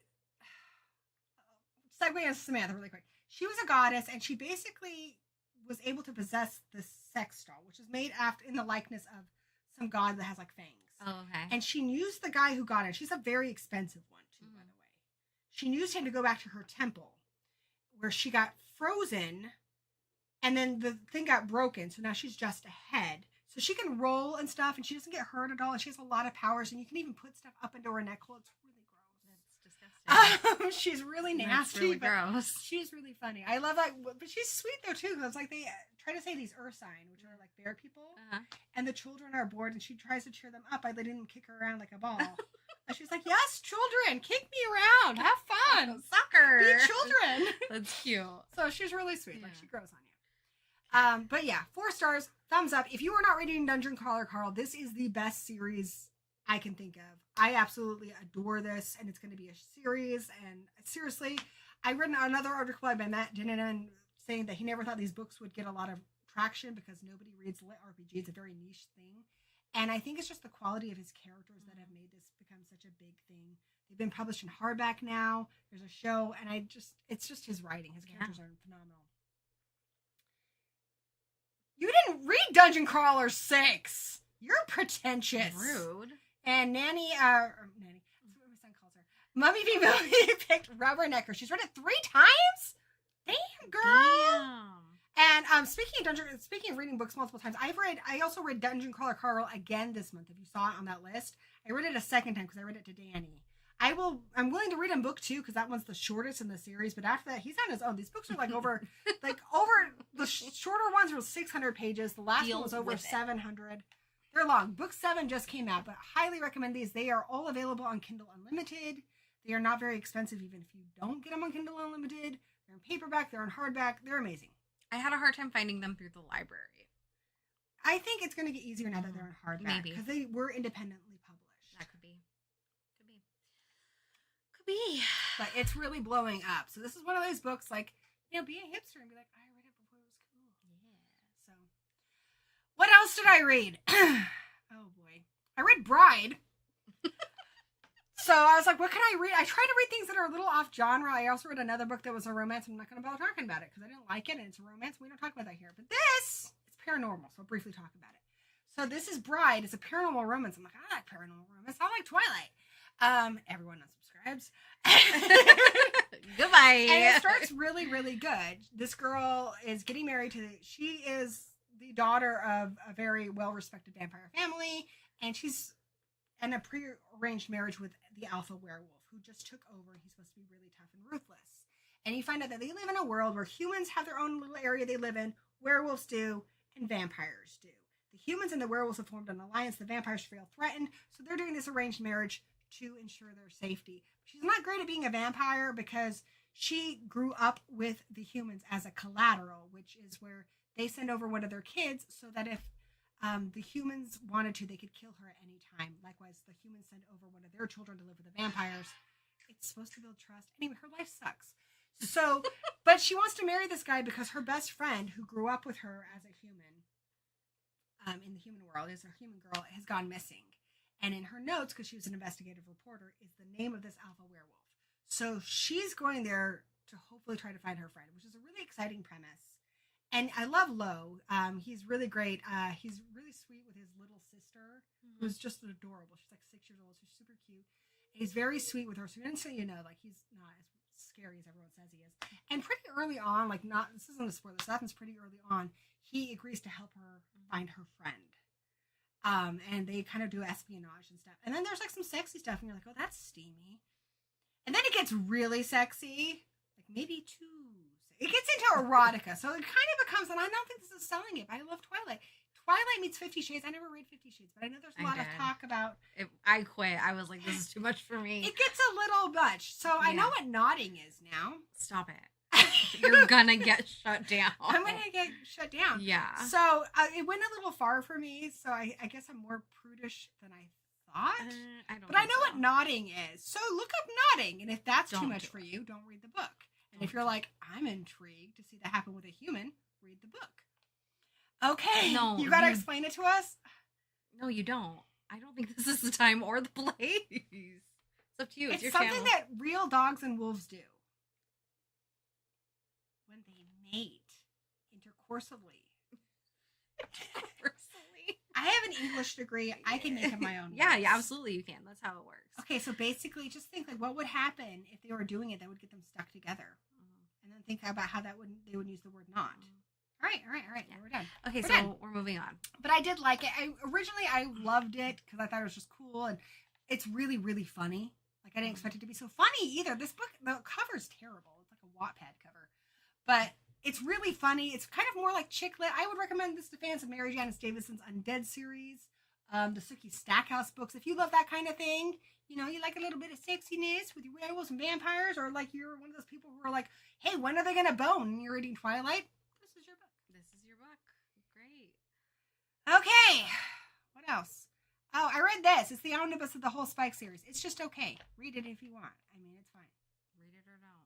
I read the final book in the Against the Darkness series. It's actually the best one in the whole series. That's the one where it's Willow's daughter, who is a witch, who is also a slayer. We read the first one of this. Yeah. It was one of our very first books. It was like our second book that we read. That one was the shakiest for me. Just because I had a hard time like kind of getting into it. The second book was fine, but the threat wasn't that compelling. This one's the best one. Okay. It's the best villain. The characters just work better. Okay. I don't know. If you were reading this series and you're not sure if you want to finish it, I would say definitely finish it. And I liked the other ones too. I gave them thumbs up. So, you know, this was good. So definitely if you're a Buffy the Vampire Slayer fan, you should read this because it does a really good job. You get Spike, you get Willow, you get Oz. It's fun. All the classics. So this is one that was nominated for one of the best horror books of the year, and I gotta say I don't get it. I was kind of looking forward to reading it, but essentially it's kind of like this girl she's in a Korean family and her dad walks out and her mom makes like fish dishes and she's like, the eyes are the best part. They're really, really good. And at first she's really grossed out by it, but then she eats one and she's like obsessed. And then she fights for it. And then she starts imagining what people's eyes would taste like. And then she slowly becomes a serial killer. But just my problem with this book is I didn't think it was like, I didn't like really any of the characters. And I didn't think a lot of it really added up or made sense. I feel like there's a lot of plot holes in it. It is one of the best recommended books of the year. A lot of people love this. For me, it was just okay. So I don't really get the hype with this one, but I'm not going to say it's a bad book. It just wasn't really for me. And some of the stuff that I think was supposed to be like a big reveal wasn't. Like all the guys in this book are horrible. Like her best friend, you can tell that, you know, he's all like one of those guys who's like, I'm a feminist. And he wears all these like Ruth Gator Ginsburg shirts and stuff, and he's always talking about like her culture and stuff, and like she realizes later on when he gives her chopsticks as a gift that maybe he doesn't get it. Yeah, he doesn't get it. He's saying he gets it. He white knights a lot, but he's a douche. Yeah. And then he starts stalking her and stuff, and you're just like, we saw that coming way back there, girl. The signs were there. Red flags. I see, indeed. Anyway, it was just okay. I wouldn't recommend going out of your way to read it. There are better books to spend your time on, but it was also a short read. Yeah. All right, is there anything else? Oh yeah, I just read this one. Run out of air. Okay, this is the last one I'm talking about. I swear to God. Okay, I just finished this while I was getting ready for this stream. Yeah. What time is it? Oh, it's not that late. No. Okay, we're good. Yeah. All right, I just finished this one. This one was really good. It's called Blood Like Mine. It's similar to Knight's Edge, so if you like that one, definitely read this one. But the difference here is you have a mother and her daughter, and it's winter. It's a good book to read in December, and they get run off the road by a deer, an elk, and then someone comes to help, and she's like, "Oh my gosh, I hope they leave. I hope they leave. I hope they don't see what I look like. I hope they don't see what my kid looks like." Then you flash over to an FBI agent who's looking for a serial killer who's basically her. And everyone's telling him, like, you know how rare it is that there are female serial killers? And then especially if you get rid of the ones who kill kids, the ones who kill elderly people, the ones who did it as part of a cult, they're like, do you know how few actual female serial killers there are? Like, how unlikely this is. But it's got the same MO. You know, they get their throat slashed, they have their spinal cord cut, and then just to give you an idea of what the book is the mom, and then the other thing too is cuts to like letters she wrote to her daughter. But these are set in 1985. She named her daughter Monica after Friends, but they tell you about the pandemic. So you're like, how does that work? Because she's 12 years old, and you quickly realize that she's something different. She's not aging, but mentally she is still 12. Okay. She still behaves like a 12-year-old. But when she was 12, something happened that changed her, and now her mom needs to feed her blood. And there's a part of her daughter that's very, very feral and very, very scary. And the longer she goes without blood or when scary things happen, the more kind of feral she is. And she's like kind of fighting to keep her daughter. But I would say like metaphorically, it felt like people who kind of like fight for their kids to like stay the same age. Like it's sad when they're no longer the baby or the toddler because they become different people. And there is a certain grieving period. Like, oh, I'm never going to see My baby. him say that again. We're never going to cuddle like that again. But then it's also sadness because she's never going to see the people her daughter would have been. Her daughter as a mother, or her daughter as, you know, having a career in college. Yeah. So, like, you can see it as a couple things. Like, one, like how people hold on to grief. Like, she's not letting her go and she's not overcoming. Her mom's whole life is just dedicated to this. Yeah. But also just people who, like, can't really, like, move on when like, won't let their kids, like, leave the nest, so to speak. Yeah. But, because she's just... That's her whole life is moving from place to place, and this guy's getting closer and closer. And he's so obsessive and really scary. And the little girl, you just feel so bad for her. But you know, like her mom says, like I have to do what I need to for us to live. And her daughter's like, this isn't really living. Yeah. So it's like Knight's Edge. You're just like, where is this gonna go? Is there a happy ending here? I don't think there is. It's intense. It's really intense. And it's even more scary because when the daughter, when she does lose control, she fights really hard to keep control. But when she does, she doesn't even remember what she does. So she goes into like a feral state and she does things, and the more she lets loose to that, the more frequent she needs to be fed. Like the stronger it and gets. Her mom's just afraid of losing her to this. So I think you can internalize it in a lot of different ways. But it definitely has layers to it, and it was a very sad story, but it was also very, very good. It was a page turner. Okay. Oh my gosh, those were so many of the things. You're an avid reader. A little bit. Yeah. Oh wait, those are the books I read. Yeah, I covered all that stuff. Yep, read those books. Done. In the can. Woohoo! All right, so we do a poll, or do you just want to talk about it, or what? Well, I guess let's just talk about it. Let's just talk about it because like they each had their own. So I know. We looked into Grunts because you mentioned it before. We did. I actually bought that one like in August. I do have that one like, too. All because Danny won't shut up about it. So you know, right? He's like read 3 books in his whole life. Like now, like we have to read them. I'm just kidding. I mean, he says he's read more, but I have to read them. And you know what? I have to do voices too, even when I'm sick. I had to do a leprechaun voice last night, and you know, I don't think the Irish people would have appreciated it very much. You're so devoted. I hope he appreciates that. I hope so too.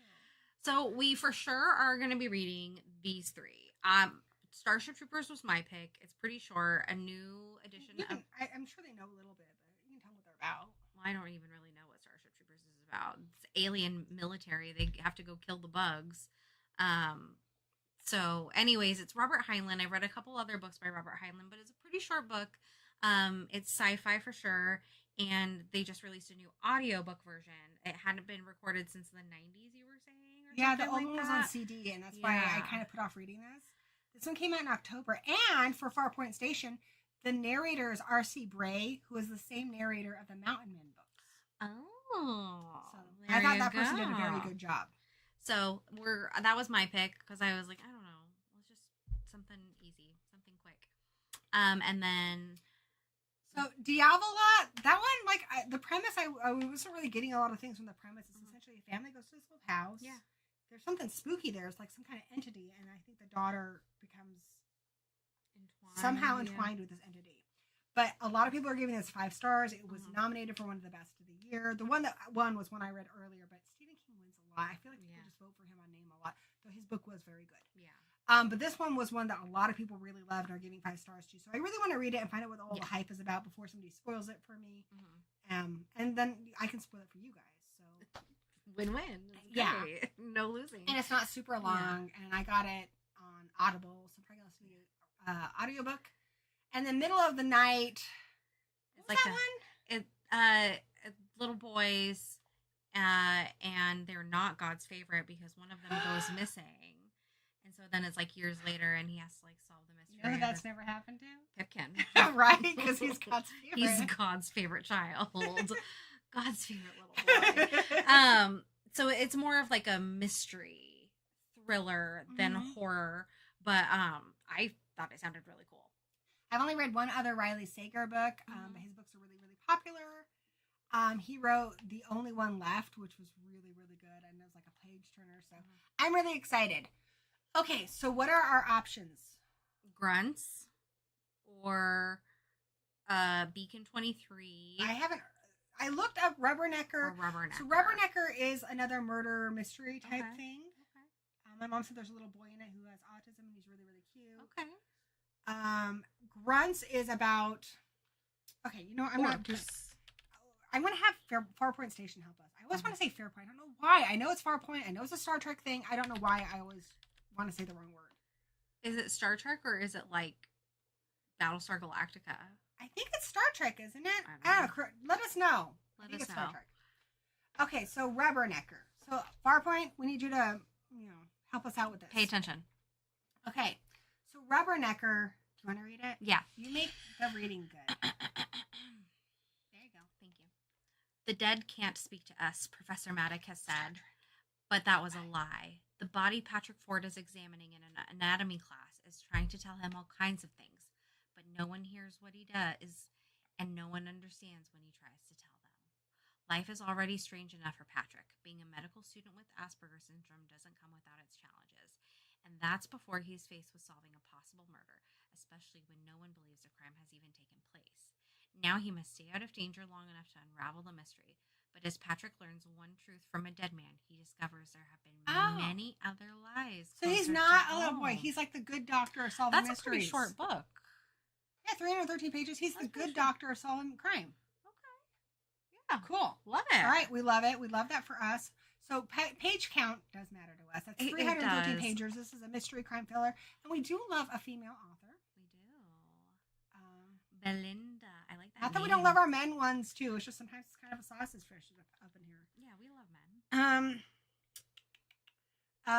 Grunts. Grunts. And Grunts, you wouldn't believe it. Or maybe you would. I don't know what you believe. It's also written by a woman. Her name's Mary Gentle, and Danny likes to say, but she's anything but, because he's a sassy minx. I love it. This one's got a short one. Here, Okay. read it. The usual last battle. The usual last battle of good and evil is about to begin, and Orc Captain Ashnok and his war band know exactly what to expect. The forces of light are outnumbered, full of headstrong heroes, devoid of tactics, but the light's still going to win. Orcs will die by the thousands, and no one cares.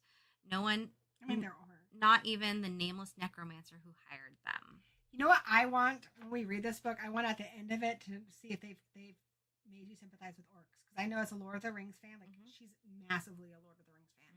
It's going to be really Well, no, it's actually not. Really? As a true Lord of the Rings fan, so Really? Are there nice orcs in there? no, but orcs are not mind as here. one-dimensional as they appear to be. They have families. What? Have you ever seen From the pillaging, probably. the What was the book your husband wanted? Beacon 23? Okay, I'm gonna look that up.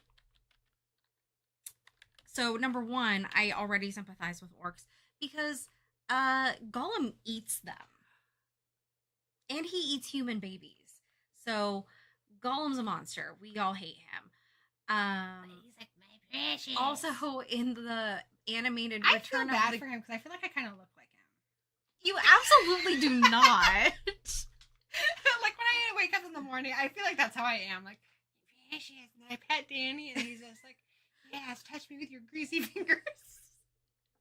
Okay, no. I think you're You taking don't know it too what my far. life is like when I'm not wearing makeup. I do, and you're not Gollum. The other thing about orcs is in the animated Return of the King, there's this whole song. Oh, wasn't that a new movie? That's War of the Rohirrim. This one's older. This is from like the early 80s. There's this whole song number about how they don't want to go to war, but they have to because the Lord of the Lash says nay, nay, nay. Like they don't want to fight, but they're forced to. So orcs are multifaceted. Interesting. Yeah. Okay, so Grunts is the longest of them. It's Mhm. 464 pages. I'll also That's tell you guys what pretty their big. rating is. So this is by Mary Gentle, Mm-hmm.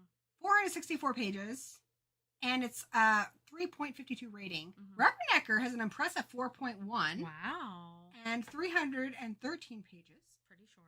And finally, Beacon 23. This is a science fiction, aliens, space opera. All right. So, This is the guy who wrote Wool, right? yes, he wrote Wool, which is now a TV show on Apple TV called Silo. Yes. For centuries, men and women have manned lighthouses to ensure the safe passage of ships. It is a lonely job and a thankless one for the most part, until something goes wrong, until a ship is in distress. In the 23rd century, this job has moved into outer space. A network of beacons allows ships to travel across the Milky Way at many times the speed of light. These beacons are built to be robust. They never break down. They never fail. At least they aren't supposed to. All right, so I've marked these all as want to read. So even if we don't pick your book, We will read it in the future. we will read it. Not a lot of people watch this show, guys. Okay, we're gonna probably end up running out of books and have to double back on you. Actually, you know what you should be doing? You should be thinking about the next book you're gonna ask us to read because eventually we're gonna have to call on you probably pretty soon. We don't have that many friends. You're our only friends. So Beacon 23 is the shortest. It's only 247 pages.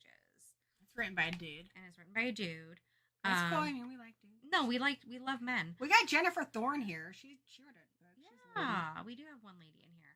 And I feel like Robert Heinlein is kind of he has a love for women. Yeah. At least if I mean, I think he like mated with one and produced offspring. probably. I just think about Stranger in a Strange Land, and that book made me think that he Mhm. really loved women. He writes them pretty well. I've only read one book of his, The Puppet Masters, but I've seen lots of movies based on his stuff. Yeah. Puppet Masters was really good though.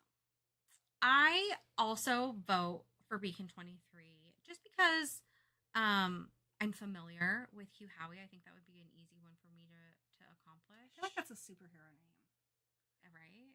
Hugh Howey. That's like, you know, like Bruce Banner or Peter Parker. yeah, I like how they have that alliteration in their names. Hugh Howey. I feel like Hugh Howey, like it's But gonna do great I things. do want to read Grunts, and Rubbernecker also sounds really, All really right, good. so my only concern is this because I like to mix it up. So Yeah. what we have here, we have a mystery thriller, Uh-huh, we have a gothic horror, uh-huh. and we have A a sci-fi. sci-fi space opera. So we already have a space opera, Yeah. and we already have a mystery thriller. So Grunts would mix it up a bit because that's fantasy fiction humor Lots of comedy. sex and grunts. Lots of sex, and it's also sexy time. Well, I think I could get through I Grunts. will say Grunts is the harder one to find, though. I tried to look Mhm. for it.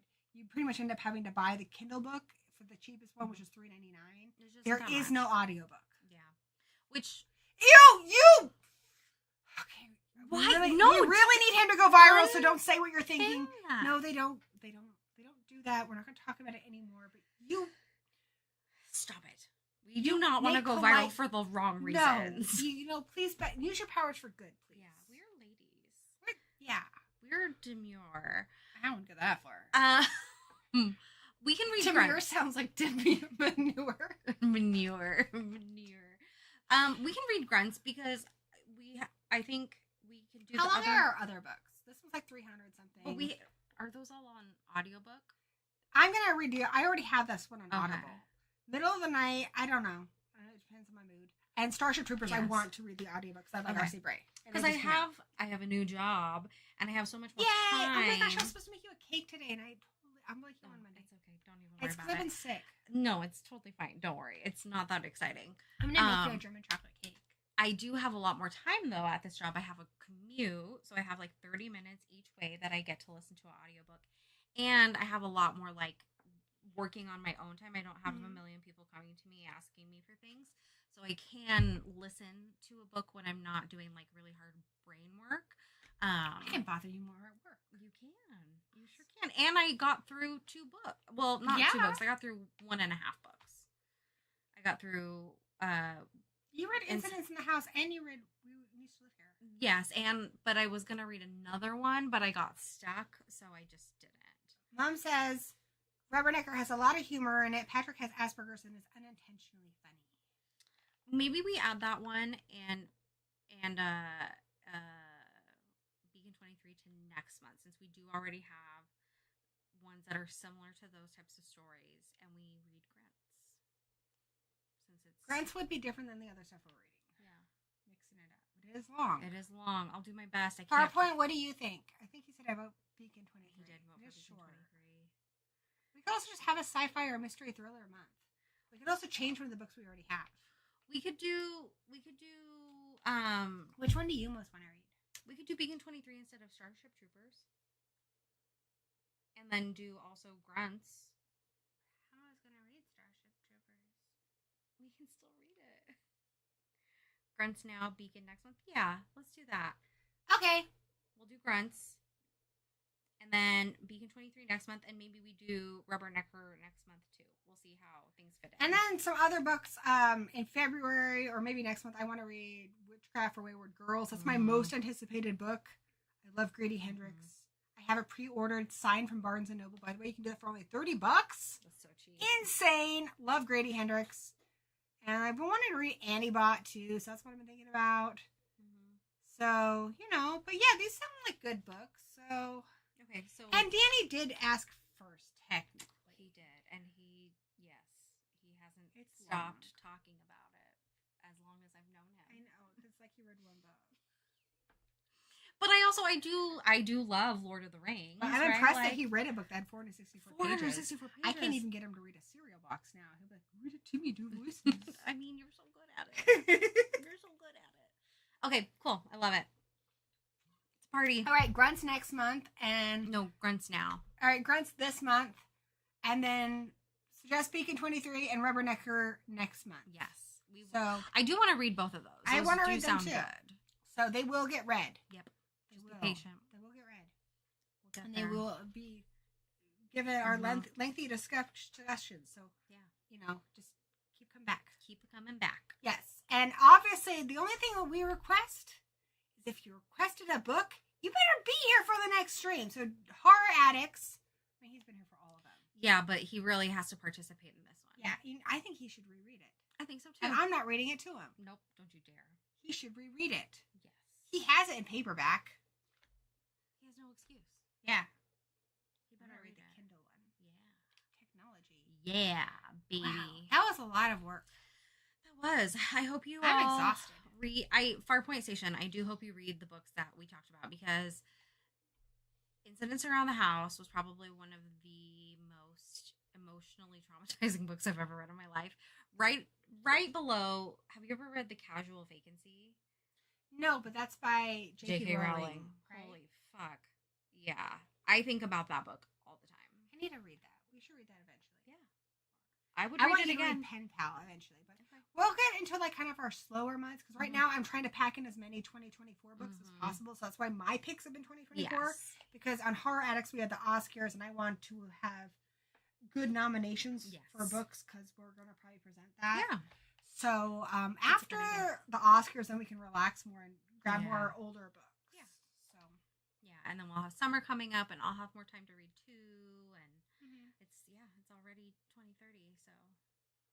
Oh my gosh, it's so fast. Far in the future. So fast. So many books. Okay, So hopefully you guys cool. will join us next month because it's fun and we It like to is. hear your guys' thoughts on the books. And it's even more fun, the Strange Adventures and Traumatic Book Club. Yeah. So yeah, if you Yeah. guys want to read along with us, that's like that's kind of our end goal here. Our book club has been mostly we read books and talk about them. But if you guys read the books too, we can have a discussion in the Yeah. chat. Like that's kind of our goal is eventually. So obviously there's no pressure to read all No. of them. It's just we read a lot of books and so you have your choices. So if you're a sci-fi person, read Starship Troopers with us and talk about it next month. If it's you a want a classic. gothic horror, read Diablo with us. Yeah. If you want a mystery thriller, I think Mom would like Middle of the Night. Mummy. So Mummy B Movie, maybe read that with us. Yeah. We would love it. You're going to have options. Yeah, you got options, and then you can talk about it with us next month. And no, too, like, I have the best of intentions. I will read Starship Troopers because it was my you recommendation. have to read it. And I intend on reading the other ones. I don't have school right now, so I should be able to get through them. But That'd it be might not rad. happen. We'll see how it goes. We read like the most books of any book club. Other book clubs, they only give you one book. We give you 4 books. Yeah. And you picked one of them. Yeah, get out of It's here. the best book Other club book ever. clubs. Tell your friends. Tell your grandma. Tell your grandma's grandma. It's probably not alive, but you should go visit her grave site and let her know. And we don't always talk about nodding. I wish I could erase that from my brain.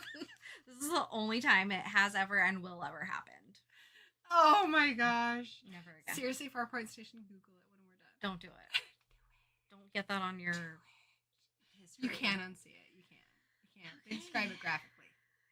Yeah, I guess Kayla I did bring it up this I time. You're did. bad. I You're did. naughty.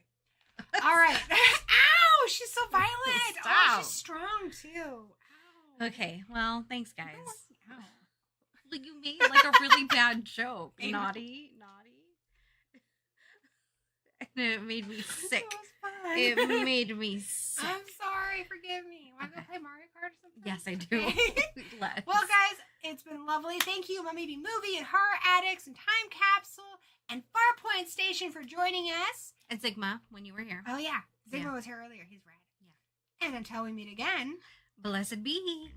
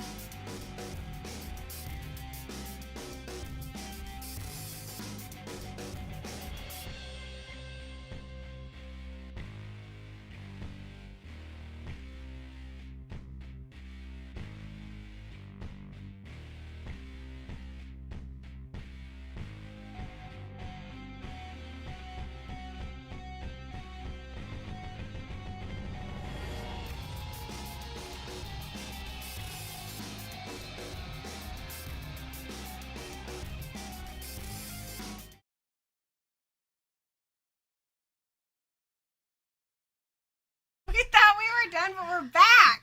That That was like a psych you out thing. fake. We're going to be back on January 2nd to talk about the best books of 2024. That's it. And then we're going to be back again on January 16th to talk about these books. Yes. So, So January 2nd is like a bonus book club where we're going Yeah. to talk about our favorite books of 2024, some of the ones we didn't like. mhm. And then January 16th is your regularly scheduled book club on Thursday, 7 p.m. Pacific Standard Time. We're going to talk about the 4 books we discussed today. And Danny from Horror Addicts will be joining me on December 30th this month. We're going to be talking about the best movies of the year. So, and then we'll be going over onto Horror Addicts and talking about the worst movies of the year. So, yeah, we just want to tell you guys about the upcoming streams. The dates are going to be in the doobly-doo that comes in the credits. So, yeah, Peace out. roll that beautiful bean footage.